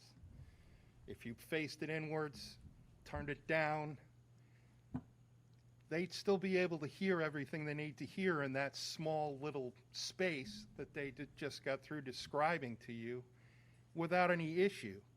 And if their clientele are in their 60s and 70s, they don't need to be blasted with sound, especially the band on Sunday nights. I took readings down there that around 90 decibels on average when they're playing. That's nearly rock concert levels. We don't want to see that happening 5 nights a week. We don't want to see that happening any nights a week. Let me ask you a question. When somebody, to all of you, when somebody turns down the volume, is there on that dial or that control, how is that measured? Is it measured in decibels, or is it just like a radio that you just? It's like a radio dial. It's Yeah, there's 1 no through decibel 10. reading. There's no. But, Yeah. but it's, you can tell. I was afraid you were going to say that. Yeah, no, but you Sorry. can tell that when you turn it down, you can tell there's a change. All I would say is that none of the neighbors before him on his road, closer to the action than he is, have a complaint. None of them. Again, The way the sound travels is dictated by the topography of the land, or the way that the wind is blowing, and whatever band happens to be playing that night. Last year, they had DJs. You could hear the voices clearly. It was almost as if I had somebody standing in my front yard yelling at me. They didn't have DJs this year. But let me add this point. The people that are staying at the Cove aren't there year-round. They're there for a week or two. They're probably more likely to accept higher noise levels that exist now than people that have to live here year-round. People that pay taxes, people that have to go to work the next morning. My across-the-street neighbor, Demetrios, he runs a charter boat system. He takes guys out on his boat to go fishing. He gets up at 4:30 in the morning, so he goes to sleep pretty early. And he complained to me quite vociferously about this whole thing. I could have brought him and a couple other people along with me from the neighborhood, but I was advised not to do that because of the COVID. Right, So I okay. showed up here by myself. Okay. Kathy, what did you want to say? She had a hand raised, and I kept, Again, he had said something that made me, that I wanted to question, and I kinda that's lost all right. my You'll train of I thought. will say that. I'll come back Take to a you. second to think about it. I will say that, we're only open out there, Memorial Day to Columbus Day, if we even get that far, because of the weather. So it's not a year-round issue. Secondly, even though the people that come here for the summertime, they're not there for more than a week or two, they still are, and when I said that people were older in their 60s, those are the people that rent their own timeshares. The crowd that comes to the loft is, more in the 40s, 50s, 60s as well. It's not just 60s and 70s, so in case I was unclear there. But the people living in the building that would be the most affected by the sound, because it's right next to them, and their patio doors and all of their mock patios, they have that little railing, but it's not really a patio, which just protects the slider. In 2 years, not one of them complained, so Okay. if they were used to it or whatever, it doesn't make any sense, and no one's complaining. And his neighbors in front of him, they get the same wind, the wind would do the same thing. I get it, it could be true, once in a while the wind hits and maybe you get a burst. I don't think that's a continual 4-hour issue. And the neighbor in front of you would have the same wind, and they're not complaining. Let me ask you, Mr. Wick, is this, in your opinion, an everyday occurrence, or is it just sometimes when the wind picks up? Wednesdays through Sundays, depending on who's playing, it gets very loud, depending on the band, So you can always hear it. pretty much. And also, let me say, this isn't just me making this complaint. I understand, you're representing some other people. Well, it seems like I'm being characterized as the only person that complains about this. Which Well, I think don't there's a think is fair. suggestion that there are people that are closer than you that don't complain, yes. Again, That's what they're saying. the topography, we're in a unique situation in about 4 or 5 house area.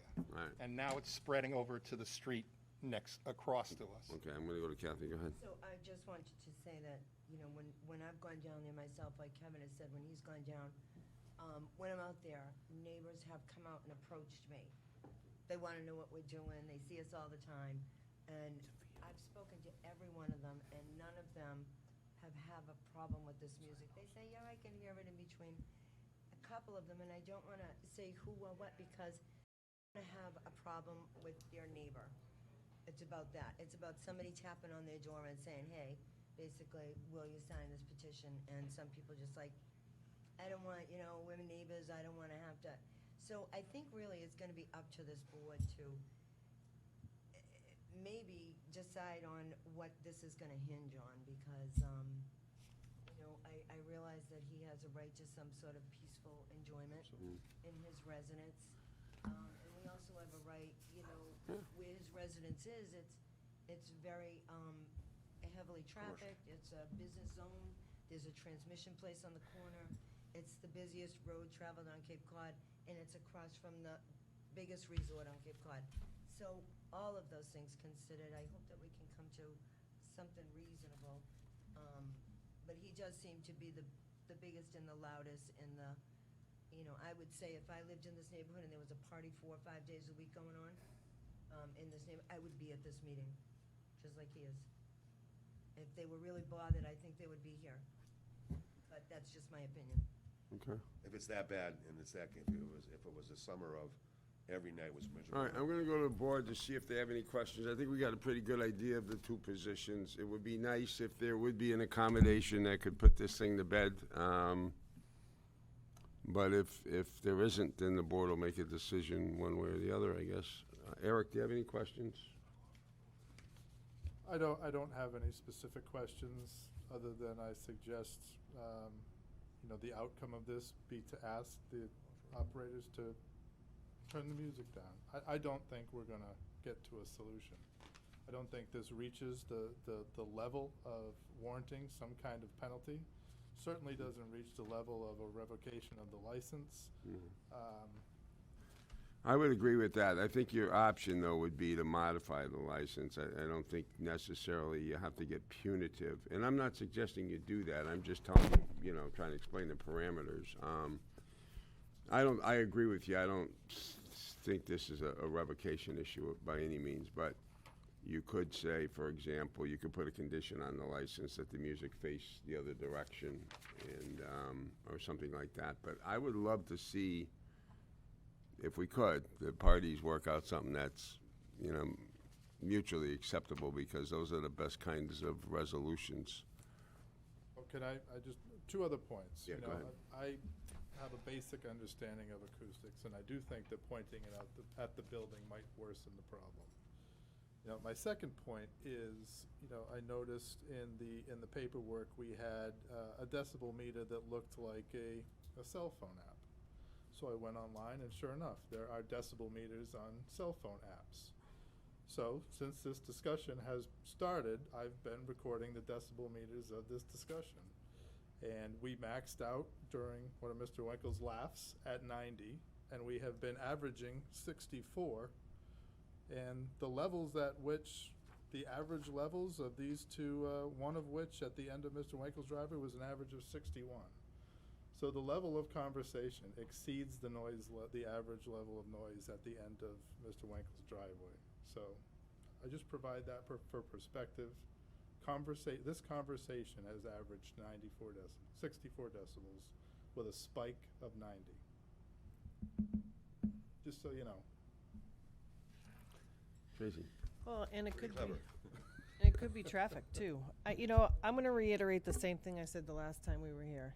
I'm not sure how Mr. Winnell will be happy.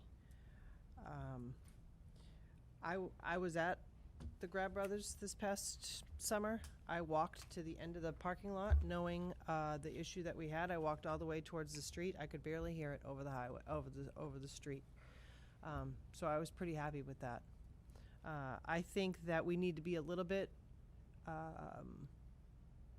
patient with our businesses when they're trying to struggle to survive during COVID. Maybe it wasn't the outcome you had this year that you wanted, but I still think that these two people here will bend over backwards to try to make you happy if they're able to, and they're still trying to run a business. I've seen it. I mean, they're gonna do the best they can, but they have a business that they have to operate. And I think to some extent we should support that in any way we can. Not at the expense of somebody's living situation, I agree with you. But I'm not really sure 5 days a week till 9 o'clock. I don't find that to be overly, I don't find it to be excessive in terms of what they're doing. They're not partying till 11 p.m. They're not, you know, there's not a lot of people hooping and hollering out there. It's not like that. So I just would, I'm frustrated that we're even here having the conversation, honestly, because I don't think it's fair to them. I think that we should show a little bit of patience, and they did what they had to do to get through a difficult summer with COVID, not making everybody happy, unfortunately, but I don't think that that's the end. I don't think that they're going to stop trying to achieve that in a way possible, and I think we just have to let that happen. And I wouldn't be in favor of making any amendment to their license at this time. And Mark? I don't have any comments or questions. Dan? I just have a procedural question. In this type of show cause hearing, who has the burden? I would say that the burden would be on the person that's seeking a change, Okay. the proponent, as we would say in legal circles that you're familiar with. I agree with Tracy that this COVID scenario that we're dealing with is extraordinary, and that it's difficult to manage acoustical sounds in this kind of an environment with the adjustments that have had to be made. I wasn't here the first time that this issue came before the board. I'm not comfortable supporting any change in the license at this point. However, I appreciate the quality of life that you're looking for in your home, and I assure you that if you want to invite me to your home next summer when the music is playing, and you can demonstrate to me at least, or other members of the board, I'm troubled that there aren't other people here, frankly. You know, I don't know who told you not to bring people, but it's difficult to attribute large numbers of complaints when there's only one man here speaking to us. The decibel levels do not seem to be out of accord with what's acceptable, and I understand your concerns. I want to be responsive to them, but like Tracy, I'm extremely sensitive to the needs of businesses right now in this environment, and I want to be as supportive as I can be. This is not to close the door. You know, I think you're always available to come forward in the future, and please take me up on my invitation. I'll come and I'll listen myself to see what you're experiencing yourself. But I see that they've made some very reasonable steps to try to accommodate the noise levels, and I just don't see you having met a burden that justifies any kind of change at this point. Thank you, Dan. Can I respond? Yes. This is the same situation we had last year when there was no COVID. And we talked endlessly all summer long to try and come to an agreement on this. Nothing was ever reached. And my problems, I didn't want to be somebody that had to constantly be texting Kevin and Kathy about, hey, it's too loud now, because I don't want to bother them. I have no problem with them having music there. I just don't want it interfering in our lives. And I would have brought more people here, but Linda Hill told me that due to the COVID pandemic, it should only be me that shows up here. So that's why I didn't bring 3 or 4 other people with me this evening, especially the people that signed the petition. So I'm not here on my own. This is stuff we have talked about as a neighborhood. All I can say is that this is the day of the hearing, and I can only go with what's in front of me. Well, cut me a little slack because of COVID, if you want to cut them some slack because of COVID, because I was informed by the licensing manager of this town not to bring my people with me. So that's why I'm here by myself, out of respect for that. Okay, and there's no assurance if you did that the board would feel any differently. I mean, but they might. It's always good to have the affected parties before the board, because you might get some different perspectives too. Some people might be affected a little bit differently than you. Maybe not as much, maybe more. And the board would want to know that. All right. Just for the record, we did have I acknowledge that last year you were here and there was a problem, and we told you if the problem persisted, you could come back. I recall that specifically. So you're right there. Make a motion, close the public hearing. Okay, we have a second? Second. All right, we have a motion and a second to close the public hearing. All those in favor? Aye. Say aye. Anyone opposed? So the public hearing is now Make a closed. motion, take no action on the show cause hearing. Yep. That we don't find a violation. Do I have a second? Second. Okay. So we have a motion and a second not to take action because there's insufficient evidence before the board that there is a violation of the license. Any further discussion? All those in favor? Aye. Aye. Anyone opposed? All right, I'm sorry, but that's the ruling of the board. They don't feel that you've made a sufficient demonstration to warrant a change in the license. I hope you'll continue to try to work with them. I'm telling you, I hate that he's here. We don't want him to be unhappy. I promise you, we will double our efforts to just make sure I'm still gonna pull up in front of your house and just try to, just figure it out, man. Okay. Just try to figure it out, so there's space. Thank you. Thank you. Thank you very much. Maybe announce your presence instead of parking outside of my house in a black road. pickup Okay. truck. Okay, that's it. That's We enough. have to move on. Thank you. Thank you. The next item on the agenda is the Drive-In Site Utilization Committee update.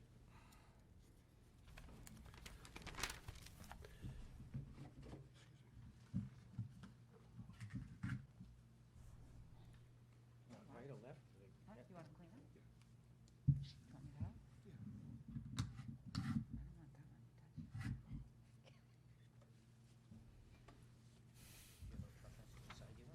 I don't want that one.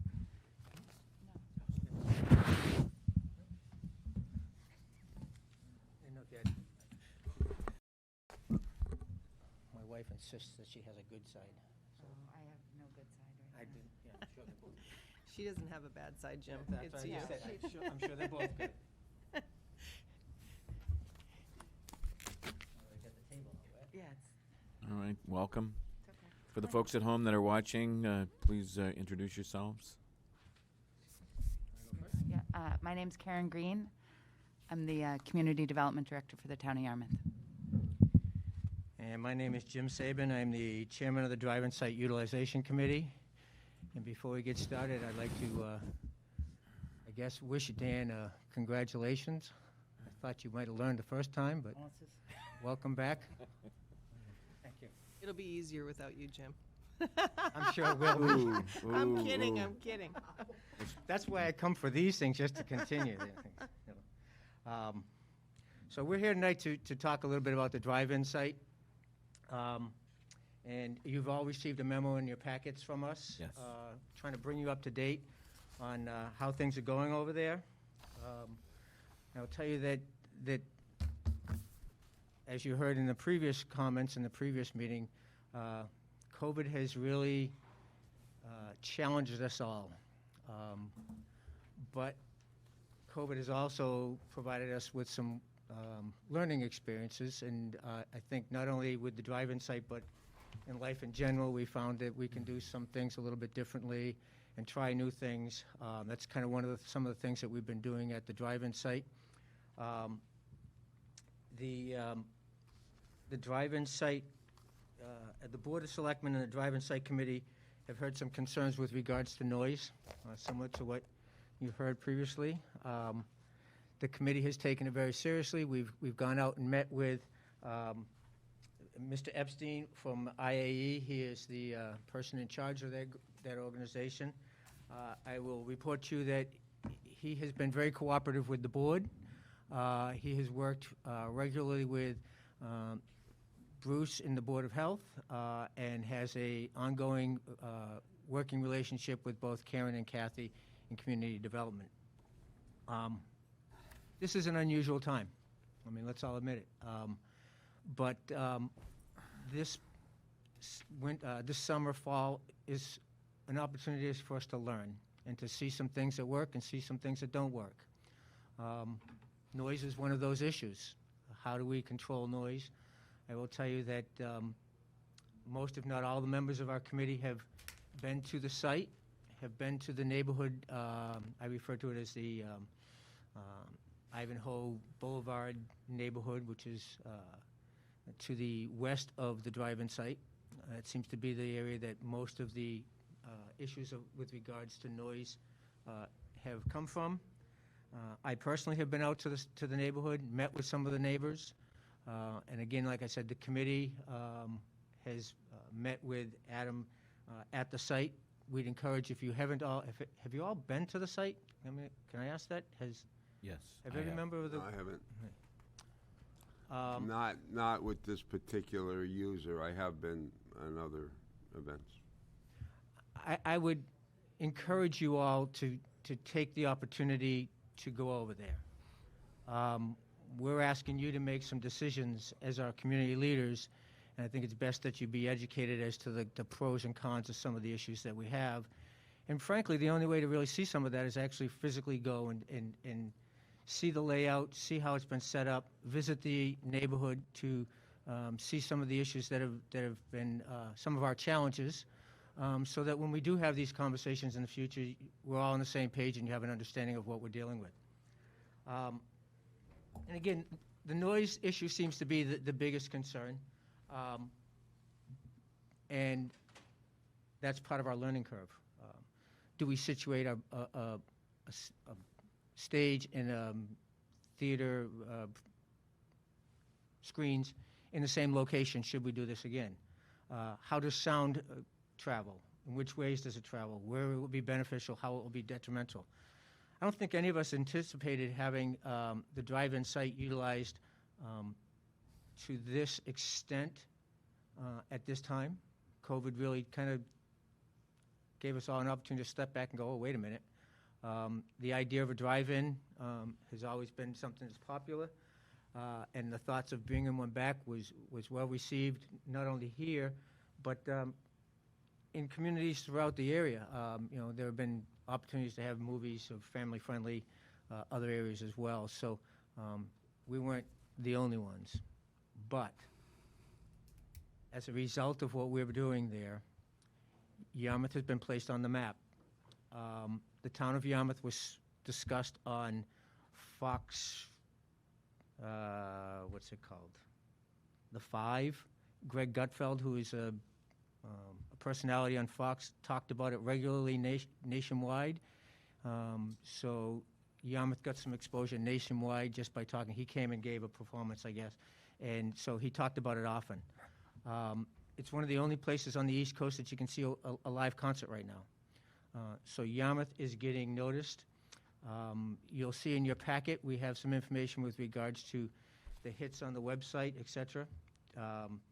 250,000 hits, with 18,000 people signing up for the Free Cape Club. People are coming from all over. I think the number I saw was 92% of all visitors to the site are not from the town of Yarmouth. These are the types of things we want to see happen with the venue, that it is a draw to the community, brings people into our town who stay in our hotels after their concerts or their performances. They eat in our restaurants, and they're supporting our local community, which is part of what we envisioned when we started talking about redeveloping this site. So those things are working. It's bringing people to our community. The committee has, and Mr. Epstein has been very aware of some of the concerns with regards to the sound. In your packet, we talked about some of the things that he has done to mitigate, including changing the LED screen backgrounds. A woman had sent him a note from over near Seagull Beach that said it looked like the sky was lighting up, so they changed the LED background screens to reduce light pollution. The issues with regards to sound, they reduced sound transmissions. They put, I think they have somebody sitting there with their finger on the button. If somebody beeps a horn, and when we first started having these events, people's way of saying that they appreciate the performance was to beep their horns. That became obviously quite an irritable problem for the neighborhood. They now have somebody who actually sits there, and if you beep your horn, he's going to push a button, and there's a scroll comes across the screens that says, "Be polite to your neighbors, do not beep your horns." So they're taking every step they can to address the concerns of the neighbors. They've been meeting with them. I got a call from one neighbor on their warm-up time, which was in the middle of the afternoon, and said, "Would you come to my house? I want you to hear this." And our committee takes those types of requests very seriously, just like we did when we went to start this process. We listened to the neighbors. Those neighbors are members of our community, just like we are. We may not live nearby, but it's still our community, and it's still their community, so we want to hear their concerns. So I went over there at 3:30, 4 o'clock in the afternoon, and Mr. Epstein was out in the neighborhood talking to the neighbors, talking about sound and how it's emitted, et cetera. So he's been a really good partner for us to frankly use as our guinea pig. We're able to see a lot of things that work and some things that don't work. This is an unusual year with COVID. And in our discussions, we talked about the financial ability to make things happen. You know, I expressed earlier that the drive-in concept was something that everybody jumped on the bandwagon. But there aren't any first-run movies being released, so you're not going to get somebody to drive from Boston to see Jaws. They're just not. I mean, they can see it on Netflix or something.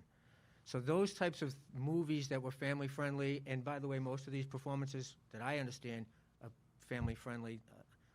Wynton Marsalis is coming October 8th, I think. So they haven't played all the kind of music that I like, but I certainly would love to see Wynton Marsalis play in Yarmouth. Just like last year we shot Charlie Daniels. I mean, so Yarmouth is getting some exposure from this venue. And it's given us the opportunity, like I said, to learn some things. I'm going to ask Karen to jump in because I'm going to make sure that I didn't want to read all this to you because you guys all know how to read. And I thought it would be boring for me to just read this to you over again, so I just wanted to kind of give you an encapsulated view of what we see. The committee, Mr. Epstein had talked about the financial ability to make things work, and again, using the learning curve that we're dealing with here, we talked about the issue of possibly having a liquor license for a couple of performances so that we can see, again, utilizing his expertise in entertainment and his facilities of his organization as a guinea pig, how these things can work. We've done a couple of events that we've allowed beer and wine in the past, and we think that we should also give this an opportunity under the COVID situation, because frankly, we don't know if next year we may still be in COVID. We may be able to take all those posts down and put it and start working on putting the redevelopment together in the ways that we have envisioned. And oh, by the way, through the works of Karen and Kathy, we've been very successful in achieving some additional funds. We just received $1 million grant that is helping us towards the ultimate goal of getting the property developed. I think right now we're short about, what, $800,000? I think it's more than that. It's 2.2.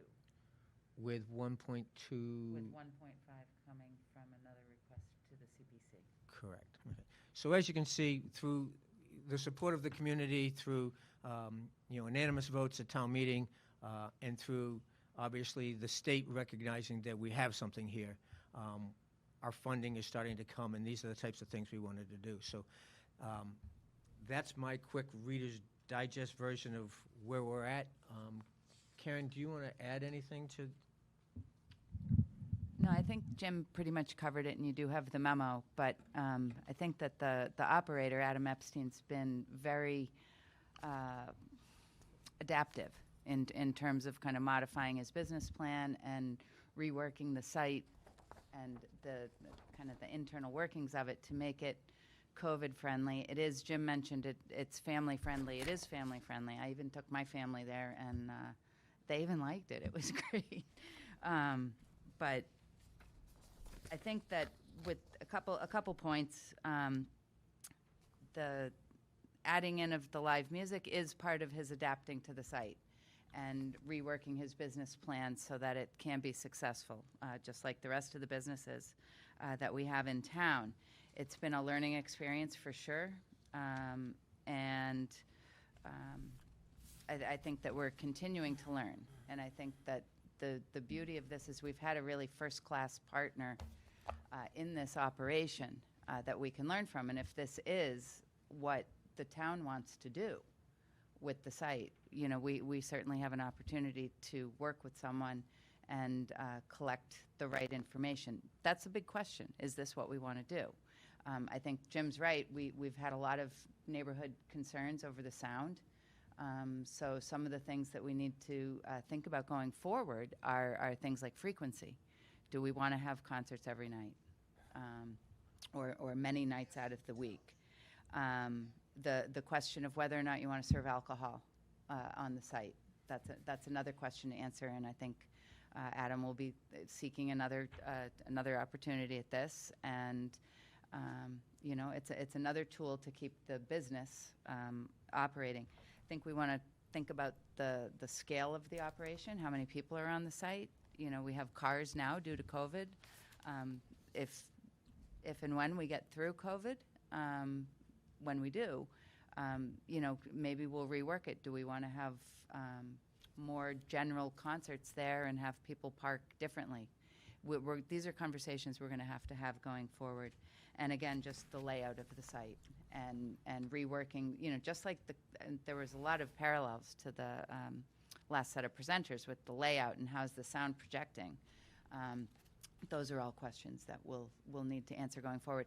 The only other point that I'd make is in the packet, following the memo from the Drive-In Site Committee, there's 2 other letters kind of update and of support for kind of the concept that's in place right now with movies and live music. There's the first memo is from the Community and Economic Development Committee. They make note, as Jim did, that 95% of the tickets sold in August were to people outside of Yarmouth. That's pretty spectacular. The other memo that's in here is the Chamber of Commerce wrote a very lovely letter of support, again reiterating the commitment that's been shown by the business operator on site, Adam Epstein and his IAE. So. Just a couple of other quick items. I will remind you that this was put together extremely quickly. Mr. Epstein was, through your decisions, the one who you had selected to utilize the site, and within about 3 weeks he had everything up and running. I think given the opportunity to plan at a greater deal of time, other things could be considered, such as the location of the projected, the screens, etc. But given the fact that this was all put together in a rather short period of time, I'm frankly quite pleased with the results of where we're at. Police department has been generally pleased. Egress in and out of the site. It's my understanding the site is basically empty in about 15 to 20 minutes after the shows are over. So they're getting people in and out rather easily. There's an abundance of staff. When they take in the tickets, after they're done taking in tickets, they become monitors. They've been walking the site so that everybody, and I think how they've laid it out is you kind of have your own little pod, whereas your car, and then there's an empty space, then there's another car, and then behind you there's a third car. So you have that little extra parking spot where you can actually physically get out of your car, still being safe because of COVID distancing, et cetera. So they've even looked at that issue. And again, his staff walks the area, make sure people have their masks on, make sure they're not congregating where the food services are provided. So we've been looking at all the things that they have been implementing, and again, seeing, and this is learning for us, like Karen said, how frequent do we want to have events? What type of events do we want to have in the future? How do we continue to process this so that our community is happy that we're providing a service not only to our community, but bringing people into our community as well? So it's a work in progress. I would have to say generally I'm pleased with where we're at. We're still learning, and our committee is committed to hearing the concerns of the community and trying to address them as best we can. You ready for some questions? Sure. Okay. Before I send it around to the board, let me just ask you a question. When I joined your committee meeting, there was some discussion about potential additional music adjustments that could be made with respect to sound at the site that will reduce even further or help even better manage noise. Am I missing something? Is that indeed correct? No, go ahead, Karen. I think that there's discussion on how to deliver the sound. And so right now it's not amplified to the cars, but rather it's sent through radio. I'm not a sound technician. Right. But it's sent through the radio so that everybody in the audience is listening through their cars. The night we went, the people next door to us had a great stereo, and it was really good sound. I think, though, that in and of itself presents an issue because, you might like it really loud, and that's harder to control. So I think that Adam was considering modifying how the sound is delivered, but I think that it may need to be amplified in that case, or sending it through speakers that would surround the site. I think that's it's best a question for Adam, and I don't know that it's something we'll expect this season. Okay. Well, thanks for clarifying Okay. that. So if I can just kind of add on to that. This is not, yeah, we're all about the same age group. This is not the concerts that we went to when we were younger, where they put the big speakers up. We're all about the same age, youngster. Where they put the big speakers up and just blasted you, until your hair blew back. That's not the way this music is set up. And Adam has talked to us about some of the other ways that in the future we can set up sound. And it's pretty technical stuff, but. Well, I was impressed with what I heard. I just thought there might be something more. So there are some Because other in ways. my mind is that if indeed that's on the table, that makes the idea of revisiting alcohol, because I know there's a cost associated with that. So making improvements in sound reduction and sound management, obviously, to me, is an investment worth pursuing. But if that's not on the table, then I just want to get that clarified. And Okay. we'll check with Adam, but I think it's to continue to try to do things as we do now. And again, we don't want to ask, well, I don't mind asking, but he's running a business, and he's willing to be our guinea pig to a degree. So any investments that he has to place Right. financially would have to be on his call. But there have been a lot of things that he's done already. I know there's a shield in front of the drum so that the drums are in a cocoon or something. So they're I trying understand to address that. those issues. I'm just trying to understand, in terms of your recommendations, what's being recommended and what's being outlined to the full board.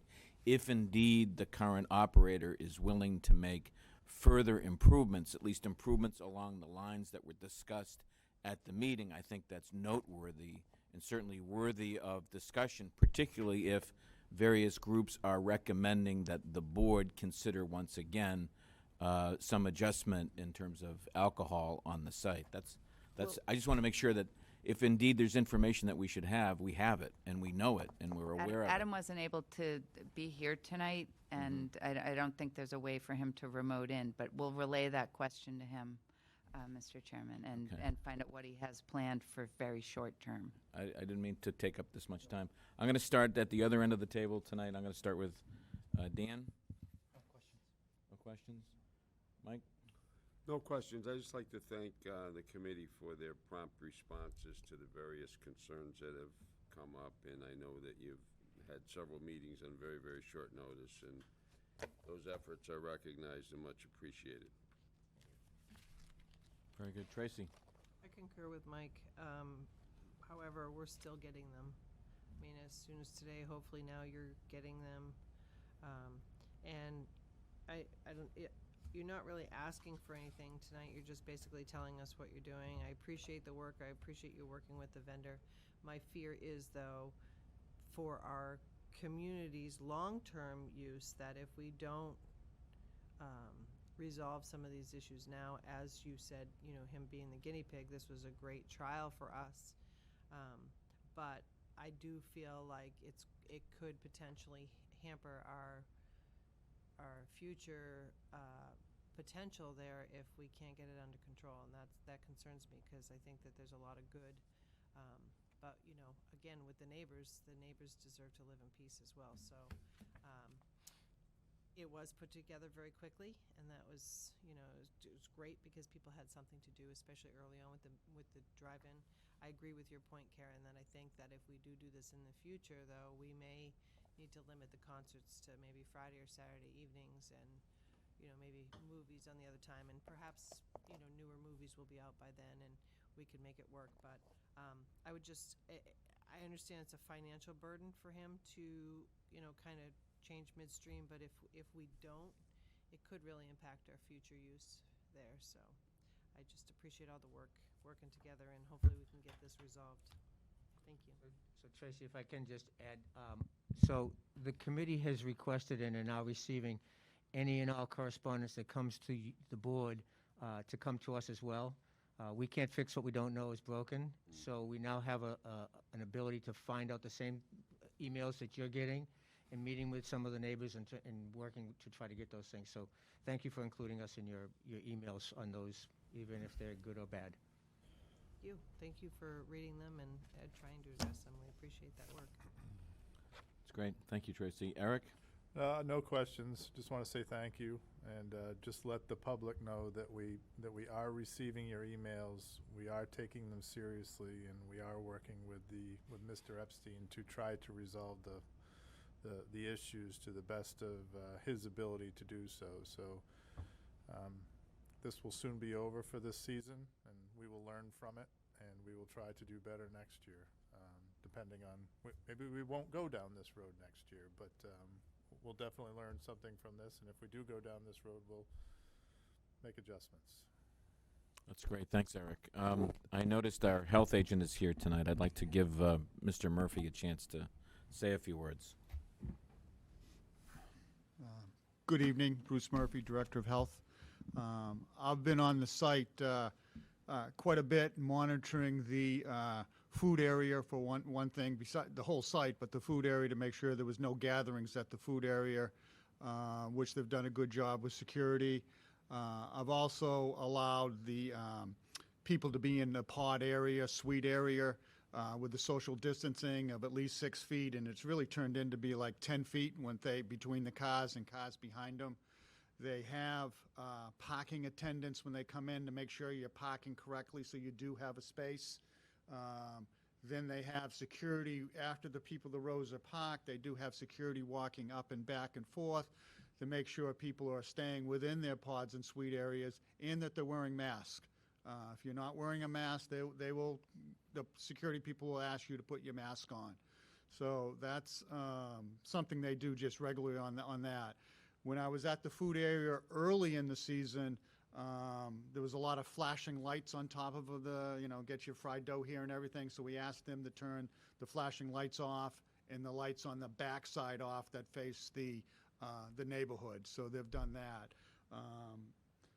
Adam and the management has been very good to work with. Any suggestions that we've made, they've taken and taken a step further. As they mentioned, they put a soundboard up in front of the band. They're working on putting that up or down. They do have the plexiglass around the drums. It does make a difference. So that's all good. The honking, I was at the two, they've really stopped pretty much all the honking. I was at the two concerts this weekend to watch that, and there was no honking at all. They are quick. If they're going to have honking, they put it up, and sometimes they put it up just if they think it's going to honk. I know last week the band asked for some feedback, and they said, could you please give us some honking as feedback? And oh my word, I'm just going like this, but as soon as they said that, they put up don't honk, and there was only a couple honks. So the fans, it has not been a lot of honking, so that's been good that I can relate on that. The drive-in, there are a number of people there. They do fill it up. They do stay in their pods area. It's something that the number of people, as long as they're having the social distancing, I'm comfortable with it. I know there's been some discussion statewide and looking at drive-ins, people inside and outside their suites, and there's been some discussion with the state how they're going to go forward with that the rest of the year and next year. So I just wanted to give you that. That was my aspect. So, and then when I'm during the event, I will walk down just the side of the aisles towards the food area, and I can look down each aisle, and there's no one in the aisle, no one at all. Everybody is in their pod. Earlier in the events, I used to walk up and down a couple of the aisles just to see how it was, and I would be the only one walking up and down, and security would ask me, what am I doing, and I need to go back to my pod. So I've been stopped several times just from walking up and down to see how things are going. So security has been very good there. That's great. Did you have a question? I know, I just want to thank Bruce. The fact that we are the only ones that are able to do this has been amazing with your work and working with the vendor. Yeah. To be able to make that happen, I think it's brought a lot of joy to a lot of people, and you really did go out of your way to try to make the best out of the situation. So I really appreciate that. Thank you. And I got to say, it's intergenerational. It's just not family. It's a whole generations there. I mean, even this last week, there was families and young kids there with, lighting up with the hula hoops and throwing things. It's a wide range. I know we say we want to have family entertainment, but there's a wide range there. I mean, it's the young kids. I don't know if they just couldn't find babysitters, so they brought them with them. But there's a wide range of families to active seniors that are there. So it's a wide group of people. Bruce, thank you. And once again, thanks for all your help in making this work. We really appreciate it. And once again, thanks to the committee, Jim, you and your team. Yeah, thank Mr. you. Chairman, if I Yes. could echo not only what Tracy and you have both said, but the entire town staff has been cooperative and working together with being police and fire, and Bruce, who has been tirelessly over there trying to get things done, Karen and Kathy. So one of the positives of all of this is that we've really found an ability for us all to work together to try to find something that's going to be beneficial to the community. And great credit goes to the staff here in town who have really worked hard to help make that happen. Duly noted. Thank you. All set? Mr. You're- Chairman, before yes. we close, there is an additional memo in the file. Did you want to speak to that? It's from Peter Smith, the chairman of CEDC. There's a very timely issue that we'd like to have the board's input on. Can I have Okay. a request? Do you want to speak to that, It's related Dan to, or Karen? Adam had requested the alcohol-related activity. Jim, do you want to address that at all? It's my understanding, and Karen can correct me, that he's going to come back and ask for a, There has to be a separate licensing hearing. right, his own separate permit. I would simply say that the Drive-In Site Committee has discussed it. We're in favor of supporting that, as is the Community Economic Development Committee and the Chamber of Commerce. Again, we can't learn unless we try things, and I think giving him the same opportunity that we've given to the Irish Festival and the Country Festival just makes good sense, and it gives us an opportunity, again, as the committee, to help us learn how things work. And he's been I gotta tell you, he's been a great partner in this for us. So the fact that you guys selected him, I give you credit, because you seem to pick the right team to help us work some things through. So. Thank you. Yeah, just so that the board knows, I know that we had a very lengthy discussion you did when this is a much more scaled down situation. But the idea would be next meeting, we'd have. This would be on the agenda. It would be on the agenda, For- notification would have to go out, so I just wanted to make sure you were aware of that request that was out there. Okay. For the last couple of weekends of the October season. It's mentioned in their letter. Okay. Very And good. again, I strongly encourage each and every one of you to please Go out take there. some time and go over and Yeah. introduce yourselves to Adam. He'll probably comp you to go watch a concert or something if you don't have a couple of bucks. But you probably can't do that. But Over $50, it's a Yeah, violation. yeah. but go out in the neighborhood as well. Right. You know, go over on Pamet and Narragansett and some of those sites, Niagara, and listen and hear for yourselves, and go see what things are, so that you get an idea. of where we're at. Duly noted. Thank you. Thank you. Well set? Thank you, Mr. Chairman. I can go have dinner. You can. Thanks for You're not ex- offering me that candy, because it would have done my. Yeah. Good night. All right. Very good. The next item on the agenda is the Rivero property, and I see Mr. Robinson is here to speak on this matter. Welcome. Thank you, Mr. Chairman. My name is Mark Robinson. I'm the Executive Director of the Compact of Cape Cod Conservation Trust, and I serve as an advisor to the nonprofits involved in this transaction, as well as to Jackie Rivero of 555 Main Street in Yarmouth Port. Ms. Rivero is interested in preserving what's known as the old Sipkins Bog. Used to be an old cranberry bog, now grown up into a shrub swamp, maple swamp. And this is approximately 18-acre bog that is behind her house on 6A. And it's mostly important for its environmental attributes of protecting the town well field just to the south on Union Street. This bog is also the headwaters of what's called White's Brook that flows into the Chase Garden Creek estuary just on the south side of the creek. And Ms. Rivero is going to be donating this bog in chunks over a number of years in order to maximize the tax deductions associated with these kind of gifts offered by the state and federal government. So we're here tonight to seek your approval of a conservation restriction which will help to protect the land in perpetuity. It has been approved by the Conservation Commission. I think you have a memo to that effect. The Planning Board enthusiastically endorsed the approval not required plan this past month, and I'm happy to answer any questions. So the actual action that the board is being asked to take is to approve the conservation restriction in the public interest, particularly for the preservation of the town drinking water supply. That's great. Thank you, Mark. I'm going to go back to the other end of the table and start with Selectman Tolley. Eric? Thank you. My only question was in regards to public access. The bullet point titled Public Access states public access to the premises will be permitted at the grantor's discretion. Premises will be available for passive outdoor recreation, education, cultural practices, and nature study. Why is it subject to the grantor's discretion? Right, so this is not public property. This is conservation land to be owned by a nonprofit organization. They will have to design a management plan to determine if public access is useful, feasible, and practical.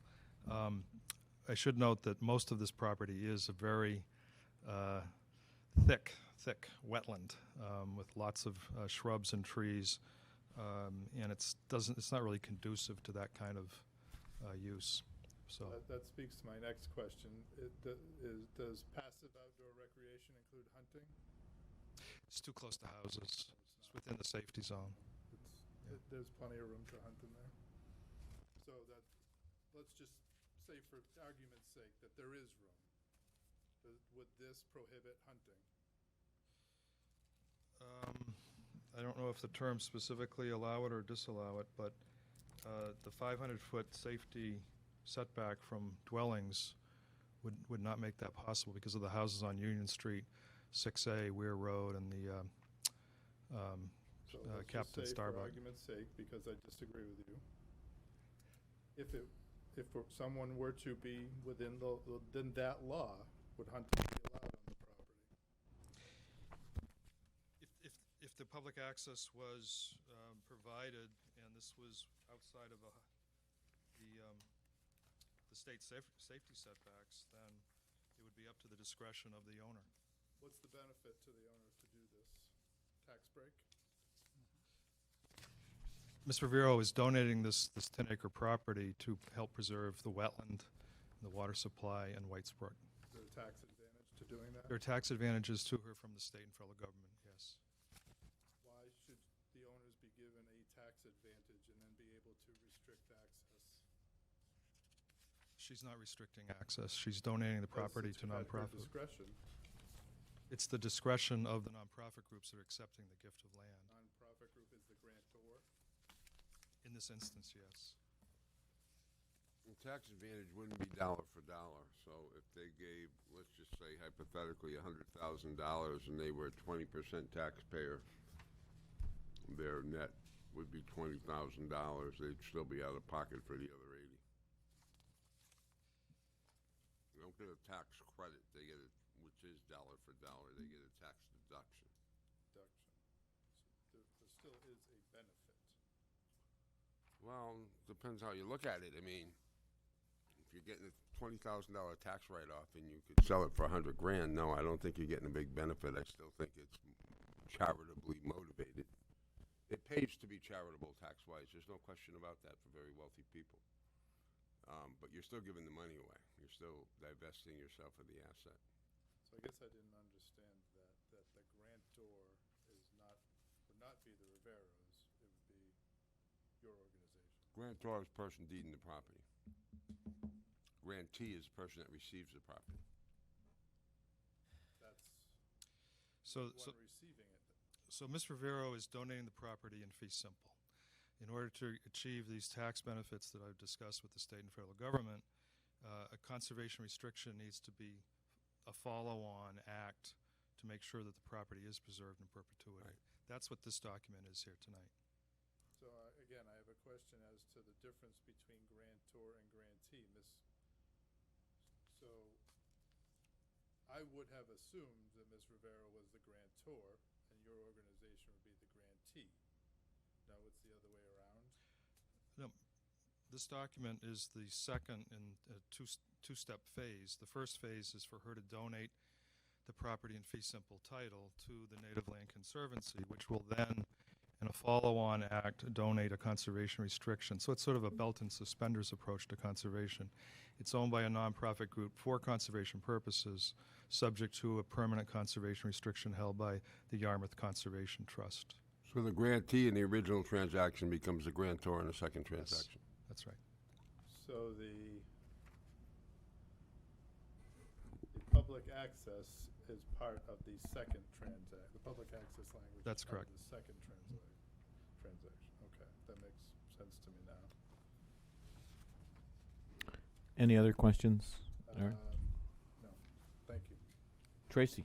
I just would like to verify that council's reviewed this document. Yes. Okay. And can I have a little bit of, maybe I'm confused.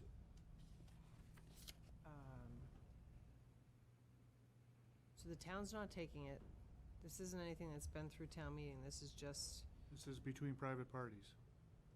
and we're just putting the restriction on it. Apparently, the Mass General Law We're requires. taking it off the tax rolls and putting a restriction on it. Yeah, my understanding that these types of agreements or arrangements, the local board of selectmen have to take a vote to approve that conservation restriction, even though Right. we're not a party to the party, other than to what your point is about the taxation piece. And there's no other history to this, to the town. Not that I'm aware of.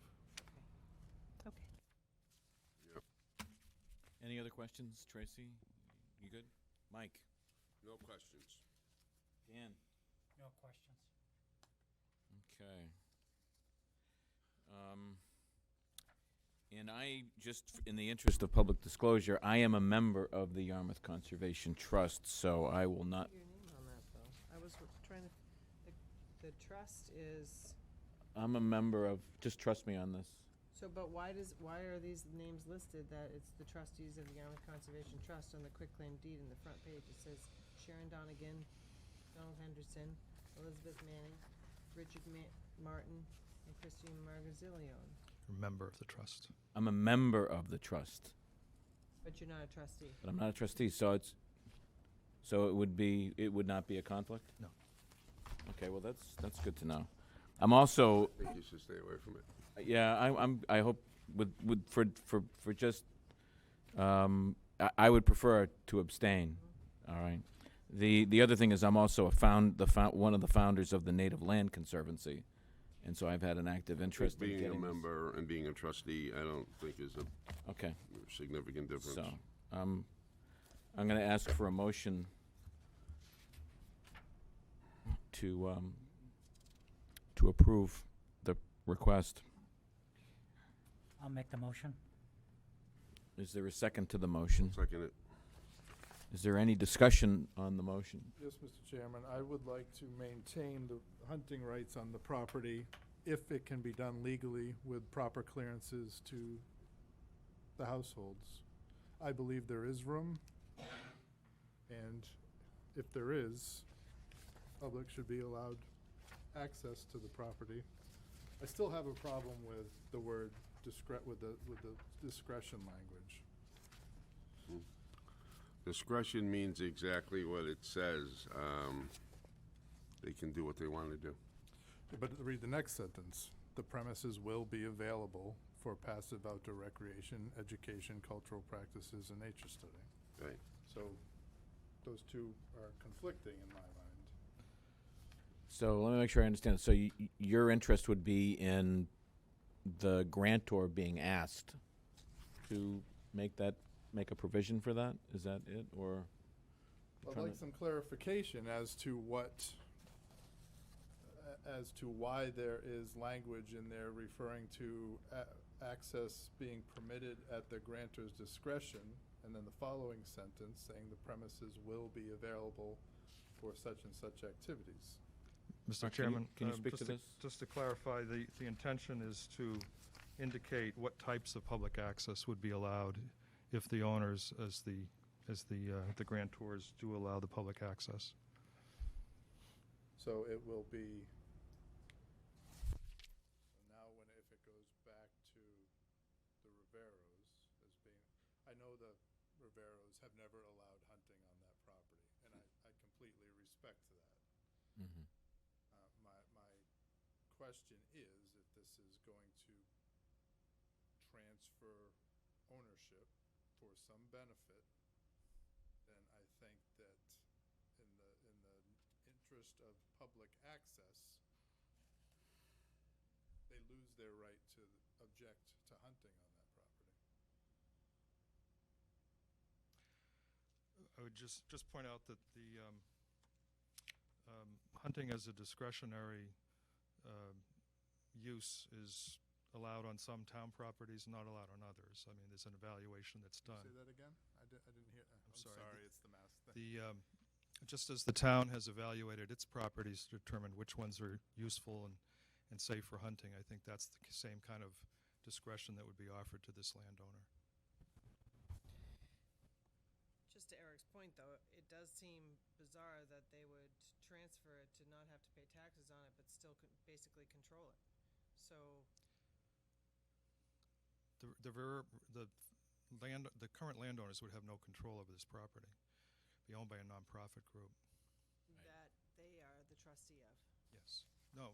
Say. No. No, they would go to the Native Land Conservancy. And the Native Land Conservancy is affiliated with the Compact of Conservation Trusts, which Mark Robinson is associated And with. what's the Native Land Conservancy is an organization that was organized through the leadership of the Mashpee Wampanoag tribe to set aside and help property owners that have land of significance to indigenous people to have those lands protected. I understand that. My Okay. question is, what is the consistent previous position that the trust has taken in terms of hunting on other parcels? Is that something that they allow typically, if Are you allowed? is the question related to the Native Land Conservancy? Yes. Can you address that, Mark? It's been site-by-site discretion. But you have to understand that the organization itself, the Native Land Conservancy, indigenous people generally preserve hunting rights and hunting access, and that has been openly discussed, I know, in other acquisitions. Again, I'm trying not to tip the scales here. I'm trying to maintain my distance from this, but I'm having difficulty doing. I'm just, Yeah. I'm just wondering if it falls under the definition of passive outdoor recreation. It can. Yes. The answer is maybe, Yeah, at their discretion. Because even the enumerated rights here in exceptions, and it starts on page 6 and runs through page 7, the language in front of all that qualifies it, it says, the grantor reserves the right to conduct or permit the following activities and uses on the premises. And then here's the caveat. But only if such uses and activities do not impair the conservation values or purposes of this conservation restriction. And I assume that determination is going to be made in the judgment of the grantor. So, and then they mentioned vegetation, just some examples: vegetation management, wildlife habitat improvement, footpaths, parking areas, pest control, resting benches, signs, fences. But it doesn't say they have to allow these things. These are some of the things they might, in their discretion, allow. Yes. So, again, the governing criteria is whether or not the activity impairs the conservation values or purposes of this conservation restriction. If they determine that hunting does impair the conservation values or purposes of the restriction, then you know what the answer is going to be to that. They would have to make a determination that it does not. And even if they make a determination that it does not, they're not required to permit it. Listen, I don't. So there's a lot of discretion involved here is the bottom line. And in the law, when a person's given discretion, and you try to overcome the exercise of that discretion, the legal standard that the courts use to evaluate that is abuse of discretion. You have to show someone abused their discretion, which is a high burden. You don't see too many cases reversing a board or a body for abuse of discretion. There are some, but I don't want to drag this out. I just want to go on record as saying that if there is room to hunt there, I would hope that it would be allowed. That's how I'm going to leave it, because I can see that it's not going to get much further than that. I'd be happy to take that message back. Thank you. unless you want to send it back and say. But again, because of that, that overriding language about them determining the purpose of the restriction and the purpose of this conservation measure, it gives them a lot of latitude as to what they allow. Exactly what I'm afraid of. Mike, any other comments? Dan? But I think Eric's, raises some very, very good and interesting points here. No question about that. Well, we have a motion on the table to accept it, and we have a second on it. So is there any more discussion? Any more questions? So those in favor say aye. Aye. Those opposed? Abstain? Is me. Dan, if you could make note of that. And I think that pretty much addresses it. Mr. Chairman, I Yes. do have the signature page. In the interest of time, if we could ask you to sign that, I can notarize it. That'd be great. That would be terrific. Actually, we have a page here, Mark. It's, we got 2 signatures on it already. Yeah, so. Well, you got a page? I think mine's on. Yep, Is mine on there? You're on, Then- so you want to then redo use- it yeah, then? use his. Yeah, we'll have to I wasn't Mark had already sure. signed it, Yeah, so. let's do this one. Yep. That'd be great. I think you're safer to do it that way. I Yep. would- Thank you. Thank you, Mark, once again. The next item on the agenda, while we're doing the signatures, I'm going to ask our DPW director to come to the front table. And Tracy? Thank you. We do, I'll get that for you, yeah. And it looks, Jeff, like you've worked double time to put together an organizational chart for us. Yeah, absolutely. Jeff Colby, Public Works Director. Thank you. This really is a continuation of the discussion we had back at the end of August on the 25th about the proposed DPW organizational changes, primary of which is the Assistant DPW Director. We have previously had one that just has been unfilled for a number of years. Rob Angel was the last Assistant DPW Director. The board was interested in looking at the current DPW organizational chart, which is provided in your packet, as well as some potential concept details furthering what that could look like. The reason why I say it's concept is because these changes would need to be reviewed and graded by the Personnel Board to the appropriate grades. That's their function, as well as negotiated with unions and acceptance by individual employees. So it's difficult to telegraph all the exact moves and what exactly that would look like. But the potential that I put in my first memo was approximately 16,000 with 1 or 2 changes, but with the total of 4 potential changes with the Assistant DPW Director, Operations Supervisor, a Highway Supervisor, and a Building Maintenance Supervisor, does bring that potential closer to $50,000. So there is some savings in doing and making these changes. But as I mentioned before, last time when I was here, this has been a difficult recruitment environment to fill some of those senior DPW division leader positions. Specifically, the highway superintendent, we went out for advertisement for that and had a limited pool of candidates. No internal candidates were applying for that senior position, if you will. So we decided to take a look at what other vacancies we had, and that's demonstrated on the organizational chart. Currently, the highway superintendent at a grade 21 is vacant. The building and ground superintendent at a grade 21 is vacant, and the operations supervisor at a grade 12 is vacant. So it's an opportunity to kind of look at that part of the organization and see what changes could be made. As I said, just 5 or 6 years ago, there was a version of this in which the assistant DPW director supervised highway, waste management, and building and grounds, and that's what I'm recommending, a similar structure going forward. It also gives us the opportunity to use existing staff in some of those positions. The assistant DPW director, again, would supervise multiple divisions.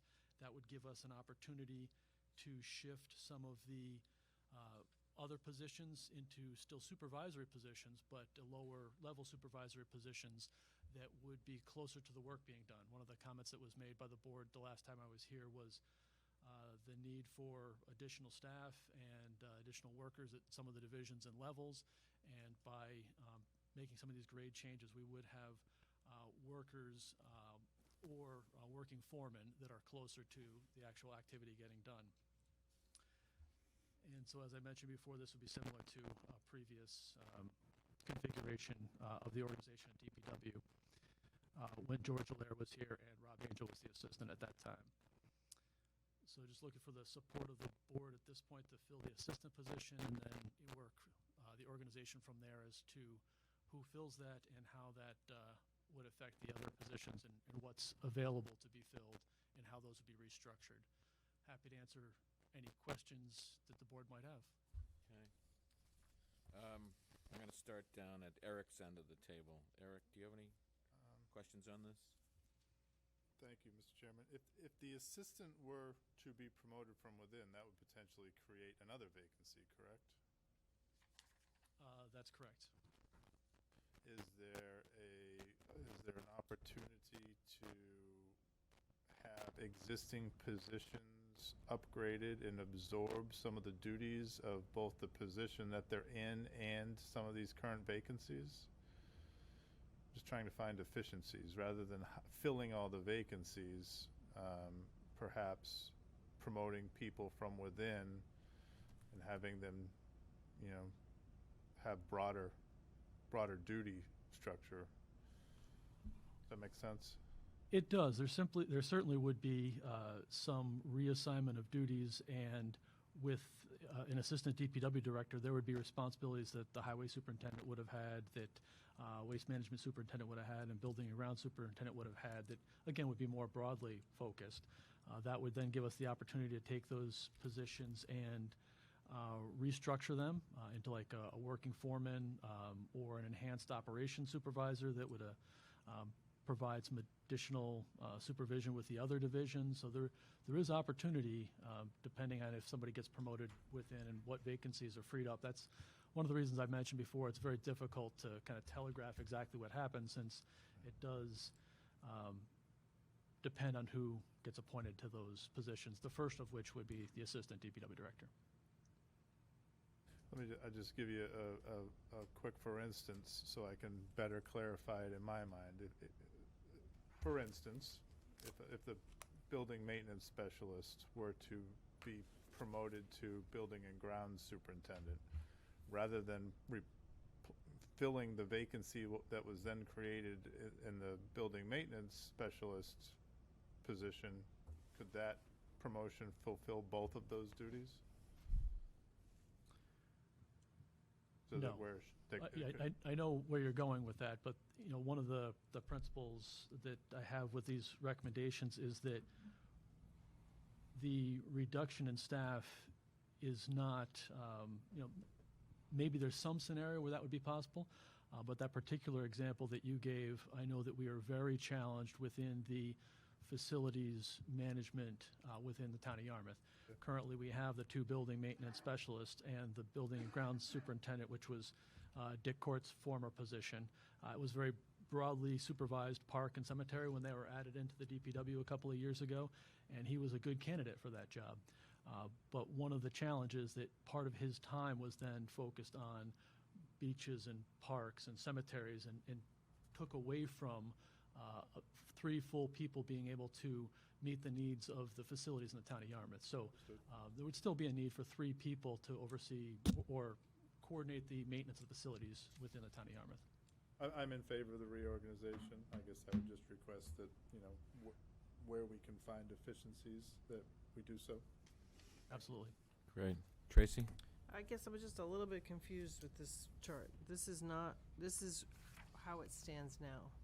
The chart in your packet is the current organizational chart, yes. Okay. So,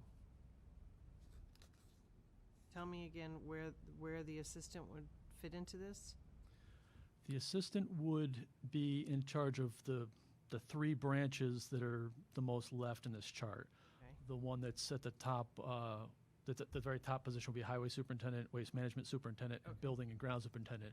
All right. Would be responsible for those 3 branches in the new chart. And there was another position you were creating. There were 2 positions it wasn't just the assistant that you were asking us for, is that correct? Well, in the first memo, what I had referenced was almost exactly what Selectman Talley had used as an example. If we don't fill the building and ground superintendent as it is today at that grade 21, and it's some different grade that's only responsible for oversight of facilities, that was an opportunity for an efficiencies or savings because it would be graded at a different lower level, but it would still need to be filled, but it could be at some lesser level. That was what was referenced in the first memo. Okay. So can you explain to me what the difference is between the operations supervisor and the highway superintendent? I noticed there's big differences in their grades, but just on a day-to-day, just explain that to me? I'm sorry. I'm trying to wrap my mind around 2. It just seems like there's double tiers at the top for each. So one's not, if they're not operations, what are they working on? Certainly. Operations, that's the current position in the job title. We had a gentleman that just moved to a different position within the organization that held that. This predates my time with the organization, and it is a leftover from when there was an assistant DPW director. They needed a branch to put them in at that time when they changed to division managers, and that was decided that it would be within the highway superintendent. In fact, the way that position is used today is as a foreman or a working foreman. There's no, as you can see on that highway line, there's no foreman, so that operations supervisor is used as a foreman today. Okay. All right, that makes Overseeing sense. all those other positions. Well, it just seems like, I guess, I understand people are in it, but like you have the waste management, which has that structure. The structures in each one of your divisions seem different. Do you know, from looking at this? They absolutely are. We're trying to provide some uniformity there. Part of that is from leftover from previous shifts in the organization. Part of that is because Parks and Cemetery was added just a couple of years ago, and some of the grades and titles didn't exactly line up. So there's definitely some cleanup that's necessary as we move forward. Okay. Thank you for doing this. It makes it a little easier for me to wrap my mind around. Okay. Mike? I don't really have many questions. How long has that assistant's position been vacant, and why was it vacant for so long? Well, again, that predates my time here, but when George Allaire passed away, Rob Angel was asked to step in on an interim basis as the DPW director. He was the assistant at that time. Is that when the vacancy And that's when the occurred, vacancy when was Rob created moved up? and never filled, right? And why wasn't it filled? I think it was budget. It was also Why now? Why not previously? Well, previously we had a structure where budgetary-wise it wasn't funded, and so at that time we weren't as in a very positive situation in which to implement something. We also had people in positions, And now that we have vacancies in at least 3 key positions, it's an opportunity to look at this and potentially change positions without affecting an incumbent in that position. I have a better answer. We're probably in the knee-deep in a recession with a hiring freeze. Right. The Not a- DPW not a took the better biggest number, hit better during the answer. last budget cuts. We had, the town as a I'm whole trying to- I'm took trying to 20% figure out budget when cuts. that but was, when Rob moved up. It was right around the time that George passed away. It was. Well, what year? What year, yeah. That was Yeah, no, George passed away in March of 2014. 14. I would have said Yeah. 12, but, Oh, Yeah.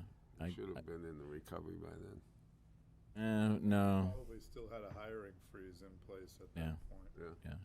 I think Eric wins the prize. Well, if I might just add to that, the things did recover a bit, but what did emerge out of this whole thing was the imbalance with the school funding scenario that put the town in the last perpetual override scenario that made it impossible to add any more positions.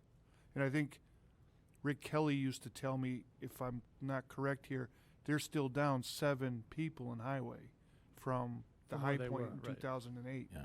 So. Any other questions, Mike? You all set? Dan? No questions. Okay.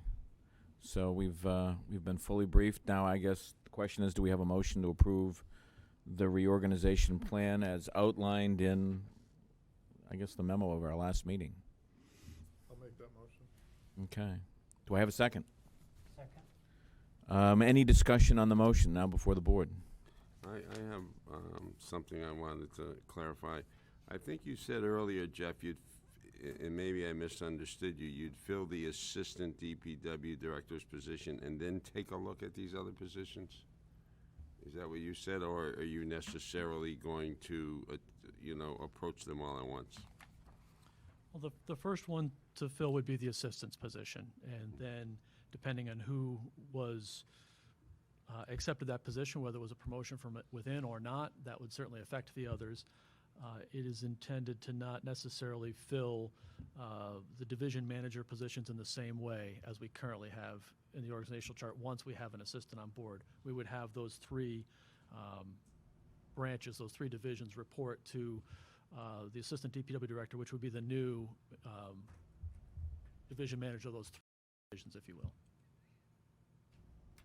Does that answer Would the that question? assistant be hiring those people that were underneath on the flow chart from the grade 21 vacancy and then the grade 12 vacancy and the building and grounds grade 21 vacancy, those 3? Would the assistant would- fill those, or would you be filling those? Well, those won't be filled in the same way, but Dan would make all appointments, and I would make the recommendations. Okay. Just so that we're clear, you're still sticking with the recommendations in your memo of August 14th submitted to the board, correct? Correct. Everything that you've said tonight is consistent with this, so if a board member is still scratching their heads or they might want to revisit something, they can just look at this memo. Correct. It's pretty much all laid out there. And it was in our last packet. The 14th? Yes. Any other discussion? Hearing none, all those in favor say aye. Aye. Opposed? Vote carries unanimously. Okay. Thank you, Thank Mr. you. Colby. Mr. Chairman? Yes. If I may make a comment, this doesn't have anything to do with you, Jeff. I think I've said this before, but I get nervous when we start to fill these positions that we have gone without for a very long time, because obviously we've done okay. And we're gonna have difficult times again. Right. And we're going to be staff heavy again at some point, so. I think we've had this discussion a month or 2 ago when another position came up, but, lots of hiring and filling lots of vacancies while we've been functioning well without them make me nervous. Having been here in 2009, 2010, when we were doing During the dark 5% times. budget Right. cuts to every department across the board. Those were Not fun times. difficult days. Duly noted. Duly noted. Well, I think, I mean, I have to commend Jeff. He's taken a somewhat cautious approach in terms of how to deal with these other positions and looking for efficiencies. So He's made it work. Yeah. I'll give him credit for that. I just. No, I hear exactly what you're saying. So the next item on the agenda is the review of the special town meeting articles. Yeah, And I'm going so- to turn this over to Dan. Thank you, sir. On this particular version that you have in front of you, we've added one item. It's number 5, the golf membership fee. I did meet with Ellen Chapman on yesterday. She's the chair of the GEC. We talked about this situation, and I said I would ask that they bring this up, this idea that's being discussed over at golf about, this is not a great time, obviously, to do any fee increases, but to really have the GEC weigh in on what they're trying to do here. My understanding was that there's been some significant erosion in the general membership, and we had proposed last year as part of the recommendation from National Golf and Keegan to have a links membership that's more affordable. And I mean, I do know from a periodical I read the other day about golf, the most amount of rounds are being played now since the mid-90s, the high point of golf, So a lot of folks are playing golf, and interestingly enough, erosion in the general membership. The links course was pretty heavily subscribed to, and the golf directors asked a consideration, and I believe it's going to be in front of the GEC tomorrow, of a more than a 5% increase on that fee. And I conditioned all the departments about fees, as this is not really the time to do that as it relates. So you have to think long and hard if it fits and sustains the long-term mission. So I'm going to wait to hear back what the GEC recommends for that. But if that's the case, of course, it's got to go to town meeting because it's beyond the 5% cap. So. I think that is creating a links membership is a lot more complicated than just charging somebody an amount and saying, those are the 9. I joined this year. Didn't that put us over the top? Oh, it did. And actually, I want to appreciate that it was not lost on me that you joined this year. I think. Or a newer reason that's emerging? No, I think it's kind of a mixed bag. I think some folks have various reasons for that. That you Are could. we asking them? Yeah, that's a part of the GEC's outreach. Is to do a better job understanding that. I think. You saw the financials that probably came in today on the retained earnings on golf. I mean, we're going to have an update on that. I haven't seen that. I would have never thought 18 months ago we'd be having a better story about golf today than we did back then, when we were really hurting like almost $400,000 to town meeting for money. So it's a head scratcher, and I think it's worth working with the GEC a little bit more in depth to try to track down that answer. And some of the questions might lie in. To what degree will general memberships in general be popular going forward? Both consultants had indicated you should try to move away from that model.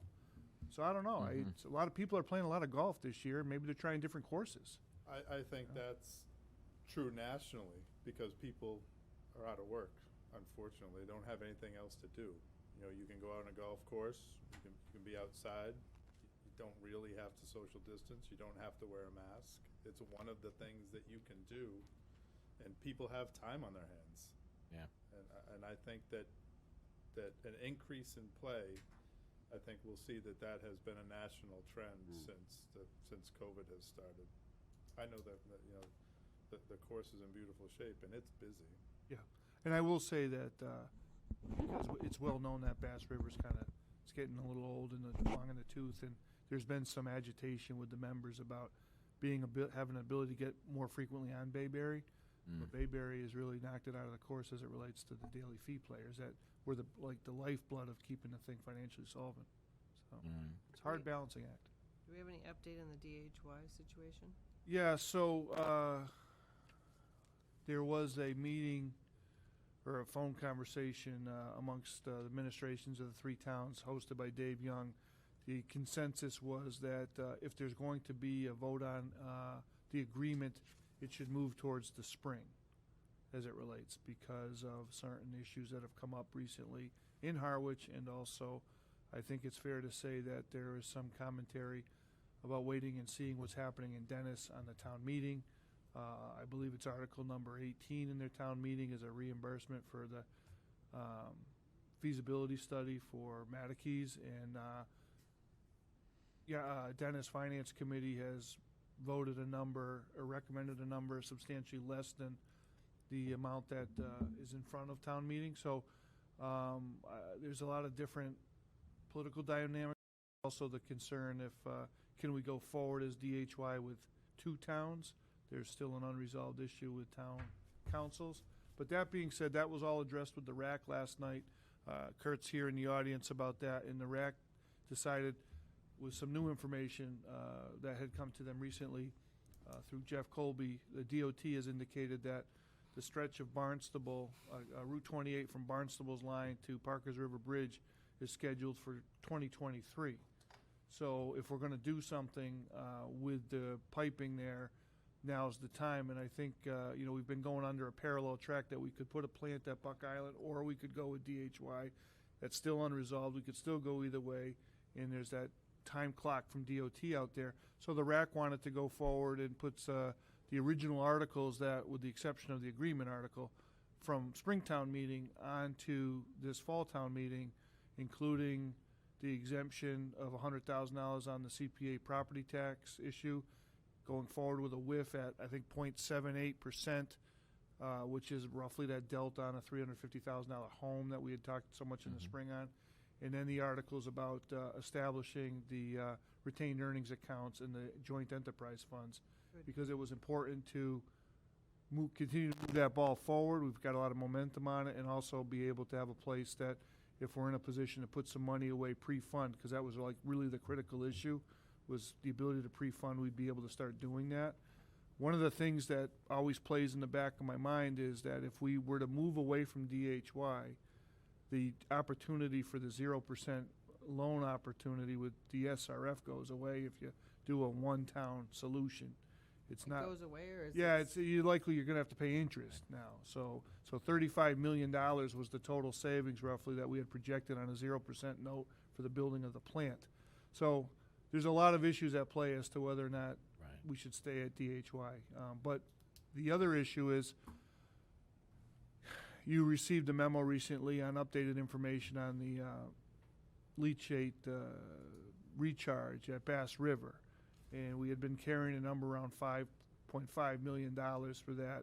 Those figures that came in from Tim Garish and CDM Smith, updated with more recent numbers, were significantly larger than that. So that's in front of the GEC tomorrow night. They're going to have a presentation on that. And at some point, very soon, we're going to bring that all in front of the board with all these recommendations and give you an update ahead of the town meeting to see what your temperature is on placing those articles. So there's, it's never been busier on that topic, even though it doesn't seem like we're moving forward because of the agreement situation, but on all these other fronts we are, so. All right. With respect to the fall town meeting, is there anything else you want to? There's probably going to be at least one more CPA article. Okay. What's the date that we need to close the warrant by? That's going to be somewhere, I'm going to probably double check with Mary, but part of the issue is it's 7 days in advance, you got to post the warrant, but we have to print the articles. So we need like 28 days maybe to get that printed up. So we're moving towards maybe that drop dead date, maybe that second date, meeting date in October for sure. So a lot of this is going to occur in the next month. And what's the closing for the petition articles, do you know? Well, so I've got some conflicting information on the petition article, so I got to go back and work with the petitioners, with the exception of the one about the solar field at the links. The other ones are in some state of flux. I've been under the impression that the one that's articled right now, number 15, is going to be, they're asking to pull that completely off, and they're going to go out and they've received signatures to put a brand new one on that meets the threshold for a special town meeting. I don't know what that is yet because I'm waiting to see. So they're that. no longer in favor of us putting it off? Not is that what you're saying? particular one, that's And correct. the first one, they're not going to be either because they pushed it in Brewster. Yeah, well, so interestingly, it's on the Dennis warrant, so I got to check in with those folks to see where they're at on that topic as well. So we got to catch up to them. Anything else I'd on? like a date because I'm going to put my splash pad article on here. Okay. That's all I've got for an don't wanna miss update. it. The Okay. next time you see this, it'll be updated, for Okay, sure. that's Much great. more, yeah. And I noticed in my packet, we got a memo from Gary Ellis and their recommendations. Okay. So that's the review. Now it's board and committee actions. And I have to pull out my section here. Thank you. Thank you, I appreciate that. So I'd like a motion to accept with gratitude Peter Slovak's resignation from the drive-in site utilization committee.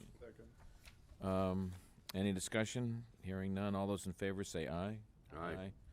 Opposed, it carries. And the other item is, recommendation is to appoint Tom Roach as Excuse me, go ahead.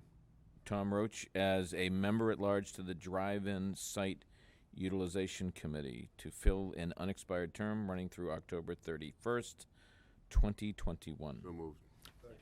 All in favor, say aye. Aye. Carries unanimously. Thank you, Tracy. Okay, the next item is upcoming agenda review. And let's just sort of go. Well, we added the 22nd, which isn't on here.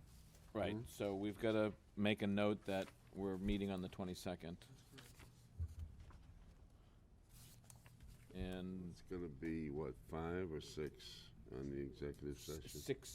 6 p.m., unless there are board members that are interested in starting at 5. Oh, that's fine. I just wanted to, okay. because it's gonna be a short agenda, right?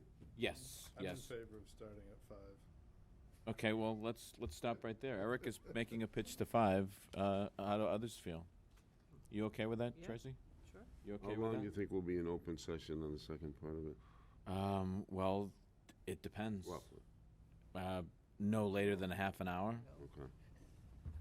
I'm open, either way. Dan, does 5 o'clock work for you? I can just make 5, yep. Okay, then I'd go with Eric's recommendation that we Alright. start our next meeting at 5 All right. with the executive We're session. gonna have to start the next one at 5 with all the stuff on it too, on the 29th. Yeah, well, I'm gonna need a executive session for contract negotiations On on the that one? 29th. So make a note that we'll be starting at 5 on that day as well. Okay. Any other? We got 3 public hearings on that night, on the 29th. So that's a full night. Mr. Chairman, can we get a Parkers River Bridge update at some point? Yeah, my understanding is, right now, they're gonna come back right after November 1st to get started again, so. Is it a COVID thing or just a?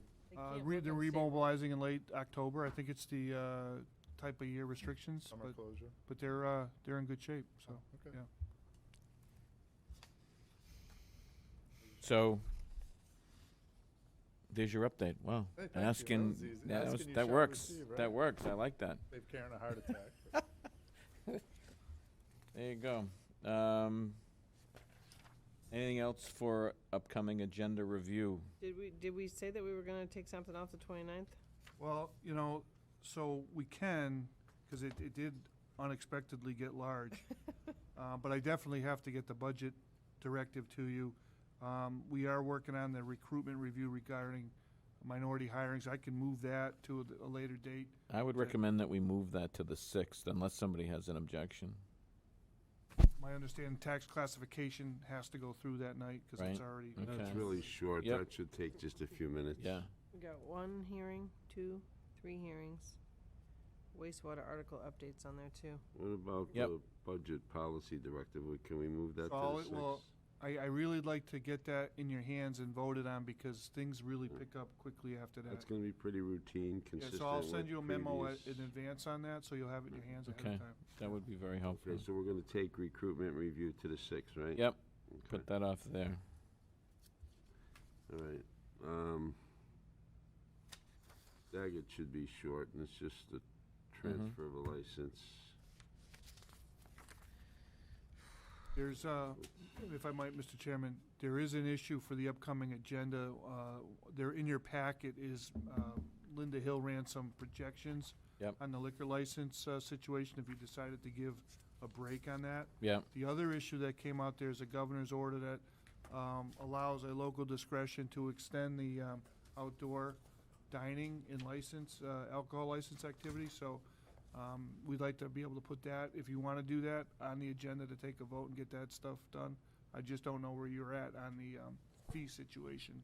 On the what situation? The fees. The fees. If you wanted to do anything with the fees, but clearly, like, October 20th maybe is kind of on the late end of that, because the applications. I'm assuming that we'd have to print this, publish this as a hearing and duly noticed.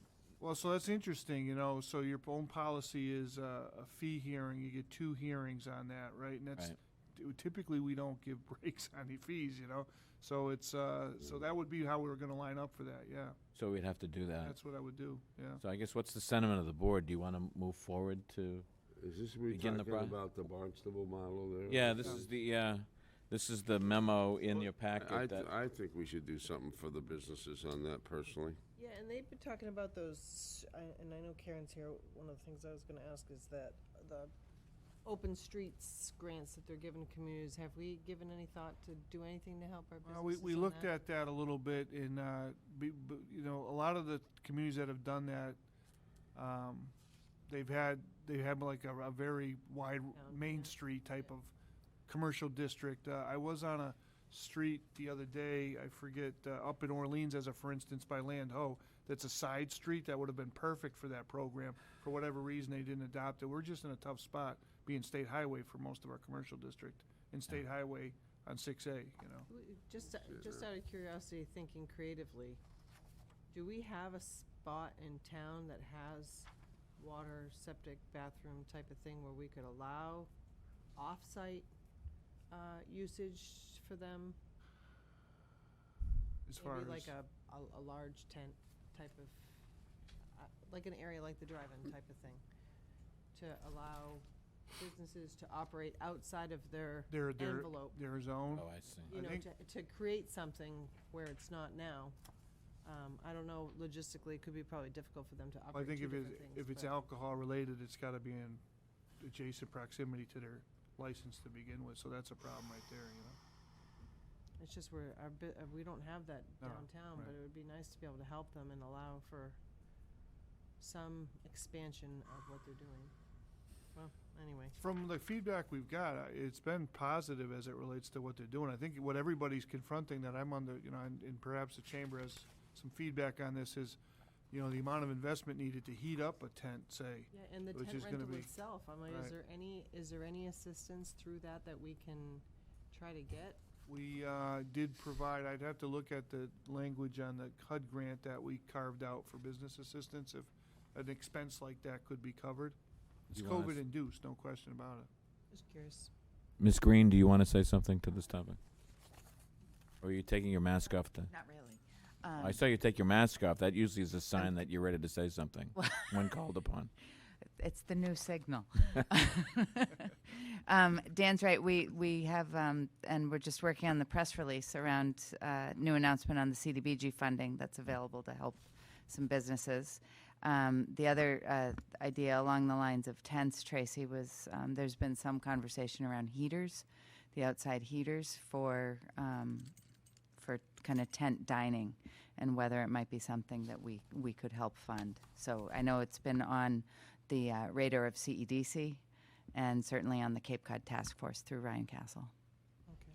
So I do think I would put that as an agenda item on, at least put it in the box. Just What do you want to call it?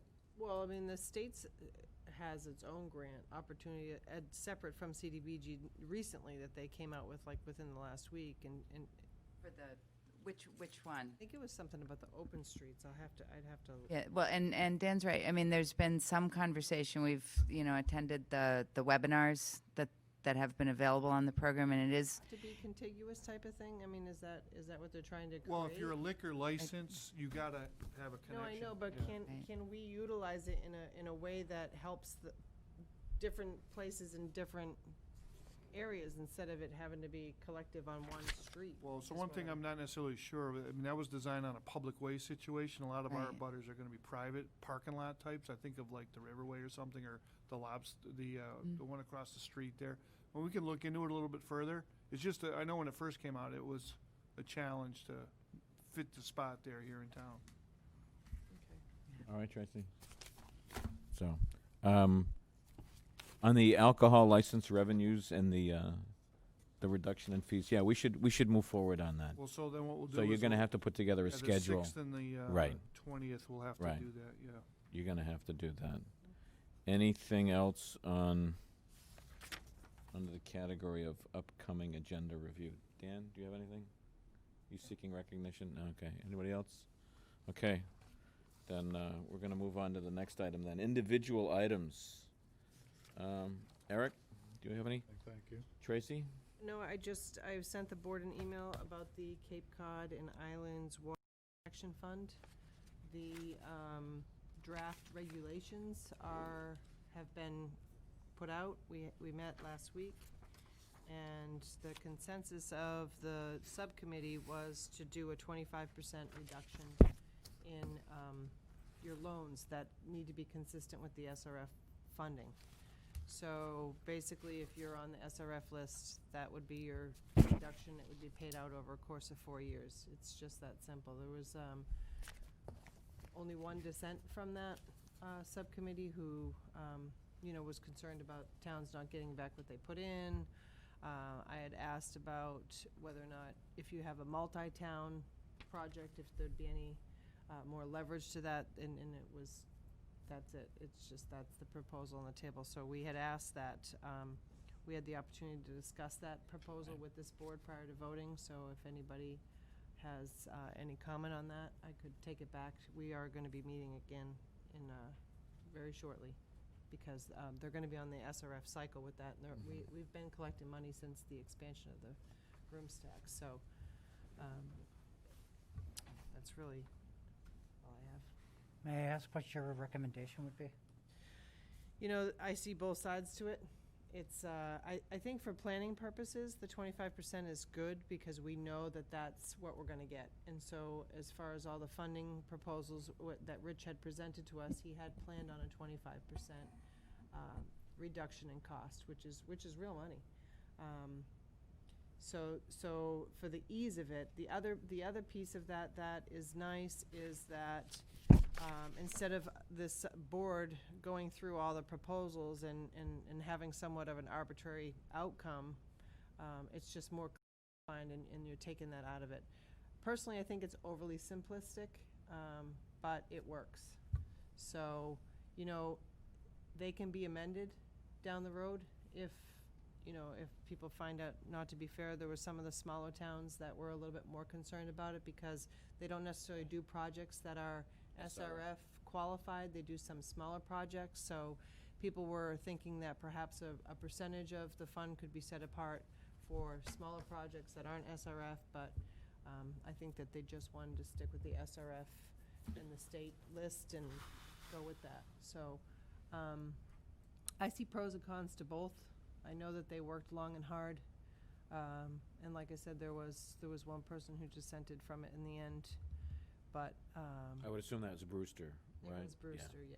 Yeah, that doesn't surprise me. Anybody, is that helpful, Dan? Yeah. Does anybody have an issue that we should wave the red flag? No? Kurt, have you been briefed on this? Your committee? I watched part of the meeting. You did. Is there something we should be worried about? We gotta get as much money as we can. Okay.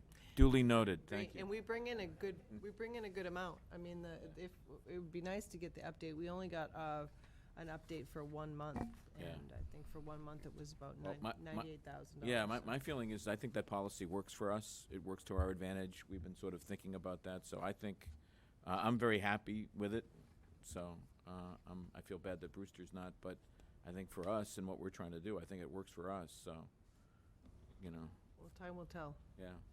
I mean, obviously it was set up for a regional thing, and Yep. Every town plays a part in the resources, the natural resources that we have here. So I think that yes, everybody should benefit some from it, but at the same time, we should be paying attention to make sure that 25% equals something close to what our lodging folks pay, and it's not paid for by the taxpayers of Yarmouth. The fund, it comes from people renting the rooms, so people Right. should know that, but Right, comes from the tourists. I agree with Kurt, we want to get the most that we can.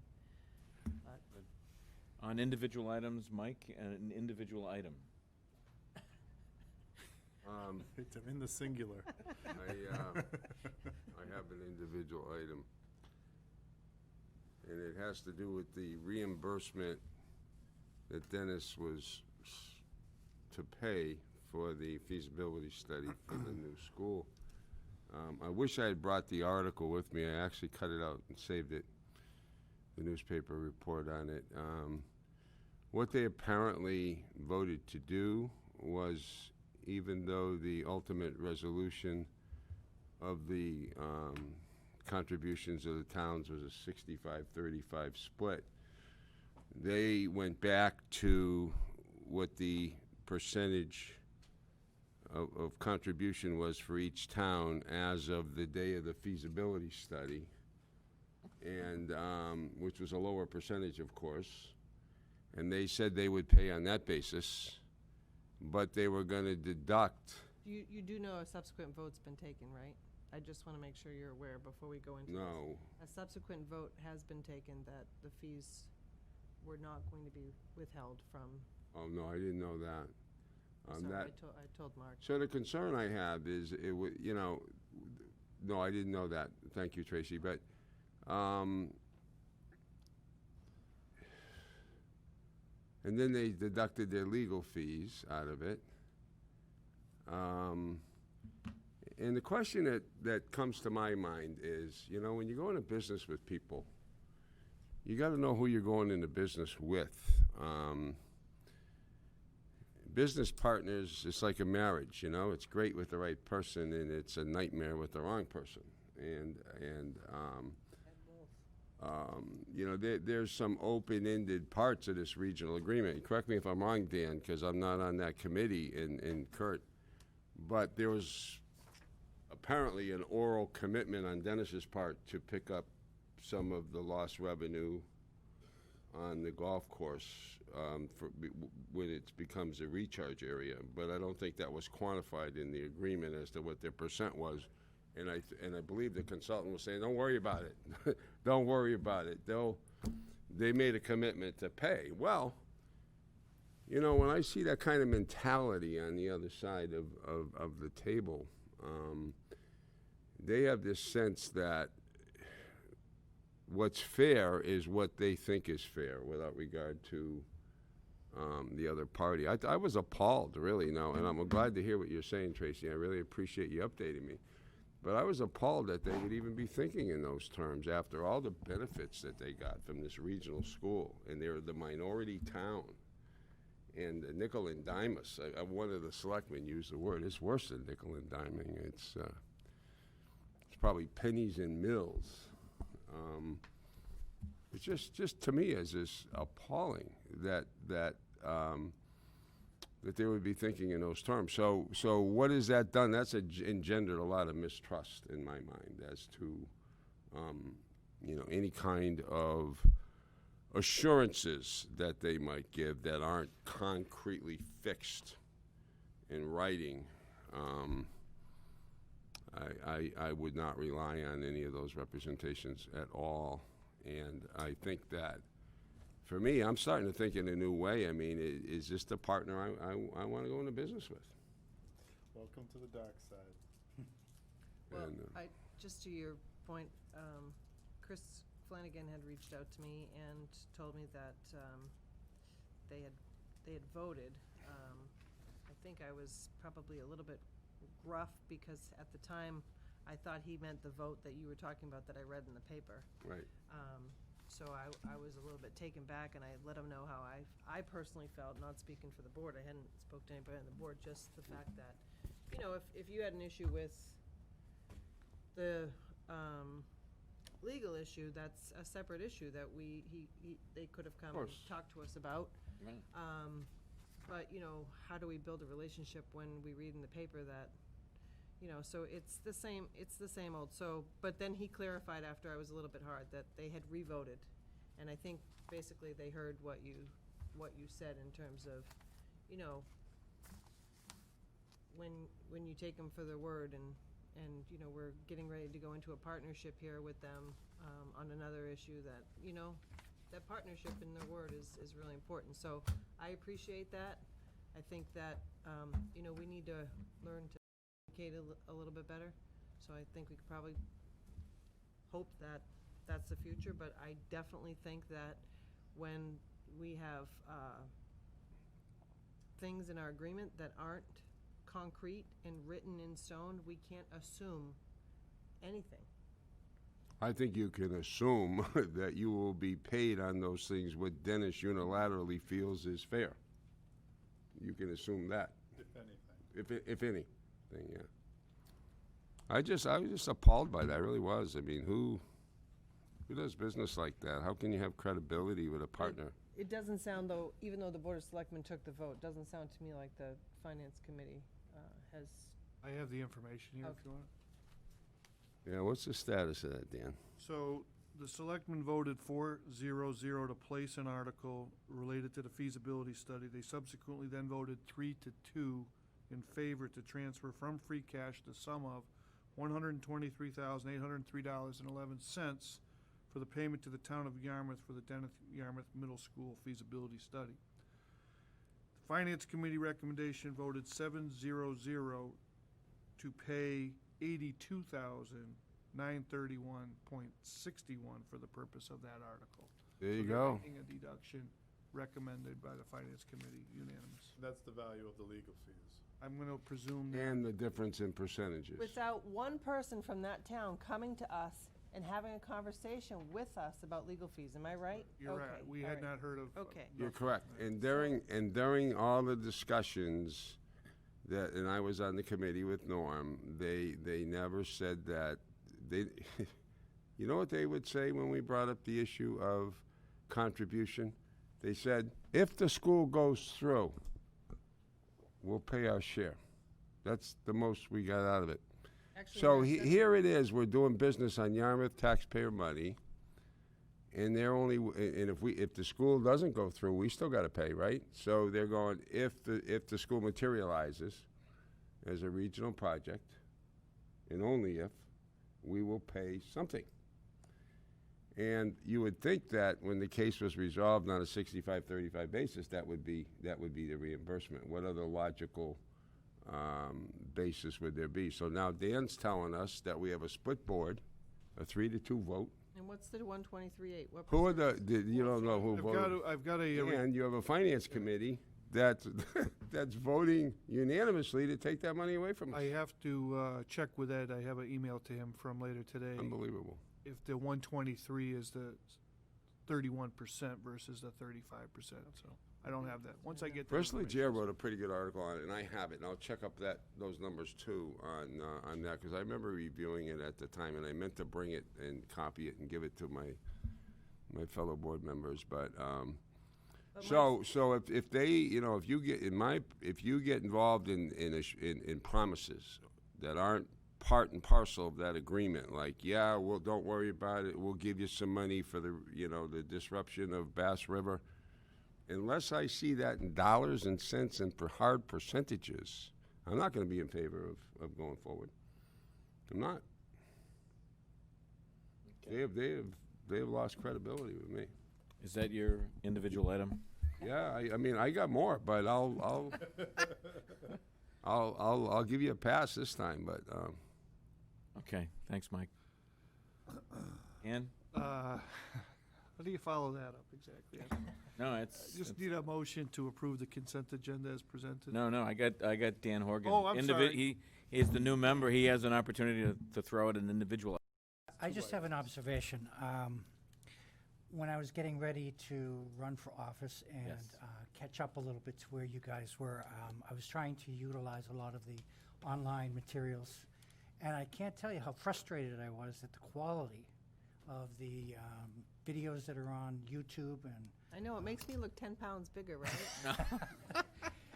you know, We're not that type of quality? you couldn't hear 25% of what was going on. And I look on the town website, and it's dysfunctional, it's missing all kinds of information. There's, years worth of material that's just missing. And to my way of thinking, in this day and age, for us to be this far behind on IT is just unacceptable. And in this COVID environment, we've learned so much more about technology and how we could be utilizing it.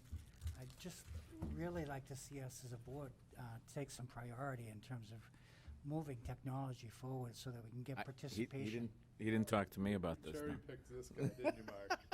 No, Yeah. I can't, I was shocked at the quality of the materials that are available for the people at home. We're going to start a support club. We'll be meeting on Fridays. I will mention that since you ran, we have all brand new camera equipment. Yeah. So there should be a notable improvement in the quality. Well, the Yeah. sound issue, if you've noticed tonight, there's been no sound issue. But it's a good thing. I have to watch YouTube to find out. Okay. Yeah. No. This is an ongoing issue which we can talk about at greater length. Welcome, But Dan. what? Congratulations and Yeah. welcome. I didn't Thank get a you. chance to say that under my item, but I'm going to make it items. There you go. Okay, Mike, you would like I to. have one more item. I would like to congratulate my daughter Leah and her husband Corey. They had a baby boy yesterday at the Cape Cod Congratulations. Hospital. Congratulations. And she's still in there, but she's going to be fine. But they got to keep her a few days. I've seen pictures of him. Obviously, with the COVID, I can't get close to him. But he does not have a neck. He looks like a middle linebacker. He's a big kid, but everything went well. So I'm very happy for them. Congratulations. My only item is to join with all the other board members in welcoming Dan Horgan to the board. We're excited about you being here. We're looking forward to this next year. We got a lot to do, and welcome aboard. All right. Next item is the town administrator's items. We'll move out of stream of consciousness mode, and we'll go into a more structured discussion. So the consent Why agenda. start now? Consent agenda. Anything to discuss, or would you like a motion? I like a motion. Do I have a So motion? moved. Second? Second. All those in favor say aye. Aye. Opposed? Can you vote yourself? Carries unanimously. Thank you.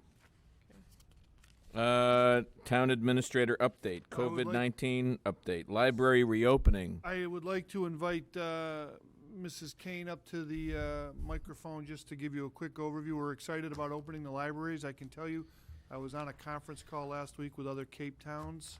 We are a leader in this area. We're next to Sandwich, the only other public library that's going to go open. And also, most of the town halls are completely closed down, with the exception of like by appointment. So Jane, thank you for getting the libraries with Bruce Murphy in position to open to the public. I know it's been something of great interest. Dan, I actually checked, and Bruce and I looked at what other libraries were open on the Cape. There are 6 buildings that are open out of 35. Most So of those are private, though, I Will believe, be the right? 7th. Yeah, Yes. including Yarmouth Port, yeah. Yep. So we've been working on this for weeks and months, as you can imagine. I appreciate Bruce's time and attention, and Mallory Langler's attention. They did walkthrough over the past couple weeks. My staff has been working tirelessly to accommodate people's needs in this very peculiar time. We started curbside deliveries in early July, mid-July, and we expanded our outreach service. So people have been really happy with that, but they want more, of course. So what we've worked on is a limited opening, and we'd like to get that started on Monday the 21st. 5-hour shifts at both facilities, Monday, Tuesday, Wednesday, Friday, and Saturday. And then an evening shift, a 5-hour shift, but an evening shift on Thursday evenings at both facilities. And we think we can handle that. We have kind of a skeleton crew still because some staff members are working remotely. Some are not willing to come back in and get involved with the public right away. So we've been doing well with what we have on hand for part-time staff and full-time staff, so that we think we can accommodate a limited opening. So other than that, I don't want to take up a lot of time. I can answer questions if you folks have any questions. Eric? All right, I think great job. Thank you. Tracy? Mike, any questions? I just wanted some clarification. So it's Monday, Tuesday, Friday, Saturday, Sunday, right? Monday, Tuesday, Wednesday, Friday, Oh, Saturday. you got a Wednesday there? And then what? What's after Wednesday? Thursday night, 2 to 7. Yeah, and then what? Friday and Saturday, 10 to Nothing 3. on Sunday, right? Correct. So what are the hours going to be in during the day? I'm sorry? What are the hours going to be? That's what they are. 10 to 3 on Monday, Tuesday, Wednesday. 10 to Friday, 3. Saturday. And then 2 to 7 on Thursday. What You was know what? I have a summary if you would like, if anybody needs more specific, Sure. like. Give one to Mike. information. Yeah, give me one, please. Yeah. Tracy, do you want one? Did I ask any questions? I have one. Thank you. There you go. Thank you. Phase 3, step 1. Oh, wow. Did you find this Thank on you. the internet? New normal, yeah. Wasn't there, forget it. Oh, I see. Bruce, you're going to keep your distance? Yeah. There you go. Oh, good. Well, it's one of our topics we're going to Thank talk you. about. So, Jane, are you giving some floor to Mr. Murphy here? He said he's fine. He's You cool? Good. Anybody else have any more questions? You good? I just thought where everything was going so good, I would just come up here now then. That's what I was wondering. What's going on? You came up, you took your mask off. Yeah. That means you want to say Yeah, something. no, everything's going fine. We had a nice visit with at the libraries. We talked to staff. We went through everything, spent some time at each of the libraries, and everybody's ready to go. It's a soft opening, we would say. We're comfortable with it. I've talked to another town about their library in Sandwich, how they're going, and we just felt comfortable. We included the children's area, which a couple other libraries didn't, but the way it's set up, that it was the staff thought they could work with it. It's separated to the side, so I think that will work. Dan had a question on what the hard number would be in each library, and we kind of said we're going to wait to see what that would be set, because it's hard to determine a number because they have so many nooks and crannies and books in the way. So we're just going to determine that as it goes. They will have a greeter there, similar to what Town Hall has. And I think Jane's and their staff put a lot of time into it. So I think we all feel very comfortable with it. That's terrific. That's great. I do actually have one question. Tracy has a I don't really want to question. hit on this topic, but I feel like I should. You said some staff doesn't feel comfortable coming back. What is the, is that a temporary thing? To what point? What are they doing? Are they laid off? I'm They're curious. furloughed. They're Tracy. furloughed. So Okay. these are the individuals who would be our on-call part-time staff. Okay. So if we had someone on vacation or Oh, someone I sick, understand. we Okay. would call them in. Thank you. 2 of them have other positions that they're working, other positions, and one of them just said, I'm not ready. You know, I think she has a health issue in her family, perhaps. Understandable. Okay, thank you. That's great. Anybody else have any questions for our dynamic duo here? No, hearing none. I guess we'll just move on. We'll excuse you. Thank you for staying Oh, we're so so late. excited. I can tell. That's I great. can tell. It's obvious. Thank you. So just as a follow-up, one of the critical elements of getting buildings reopened was, it was time to bid our cleaning contract. I'm pleased to report we spent a lot of time structuring the contract such that we wouldn't be paying a premium for COVID-19 related disinfection. And we built the contract such that the awardee who received that, these measures are taken into the daily cleaning activities normally. And the price per building for the year is very similar to what we've been paying all along. So it's good to see that cleaning companies recognize that this is the way you have to clean from now on. We also did get a separate quote as if in the case of like when we have mass amounts of people in a building, like for elections or something, or if we open up a building for a public assembly like here, a deep disinfection. And those are terms that we never even would have talked about not too long ago. So the contract, we're in much better shape today than we were under the old contract, because everything was an add-on extra, although we're putting in for reimbursement under Corona Act. The other thing I'll mention with Jane's staff, one of her staff was called back. One of the unintended consequences of the furloughs, of course, is an uptick in unemployment charges, and we're monitoring that situation. So those wages for that person that greets at the door, we're going to put in for COVID reimbursement, because that's a position that's established only because of that, for contact tracing purposes. But the unemployment schedule, I'm not sure if you read in the newspaper, is scheduled to almost double the unemployment tax charge in January if the state legislature doesn't do something to slow it down. It's an automatic uptick because the deficit in the unemployment account's like in the billions of dollars. So I'm not sure how the legislature fixed that without a fix in Washington, because the only way you can backfill that account, because our state account is hemorrhaging money, is to get money from Washington to be able to backfill that. So if that were the case, the cost for unemployment insurance per employee would be in like the $600 per employee unit. It would almost double from what we pay now. So we got to be very careful about, we're trying to bring people back as soon as we can that have an appropriation so we can avoid that penalty. But we'll have a recap on that later in the year. The next department that we're working with is, I've asked Jeff Colby to get the water department in position for an opening in a couple weeks to the public as well. So, Before you go, Jane, I assume it said you took out upholstered chairs, so I assume there's no chairs in there that people can't sit down and read. They have to At just each check of- out books and go. At each of the small tables in each location, both at South Yarmouth and at West Yarmouth, we have left one wooden chair, because sometimes there are people who don't want to stand for even 15 minutes. They just want to have a sit down while maybe the partner is, picking out DVDs. Or can't.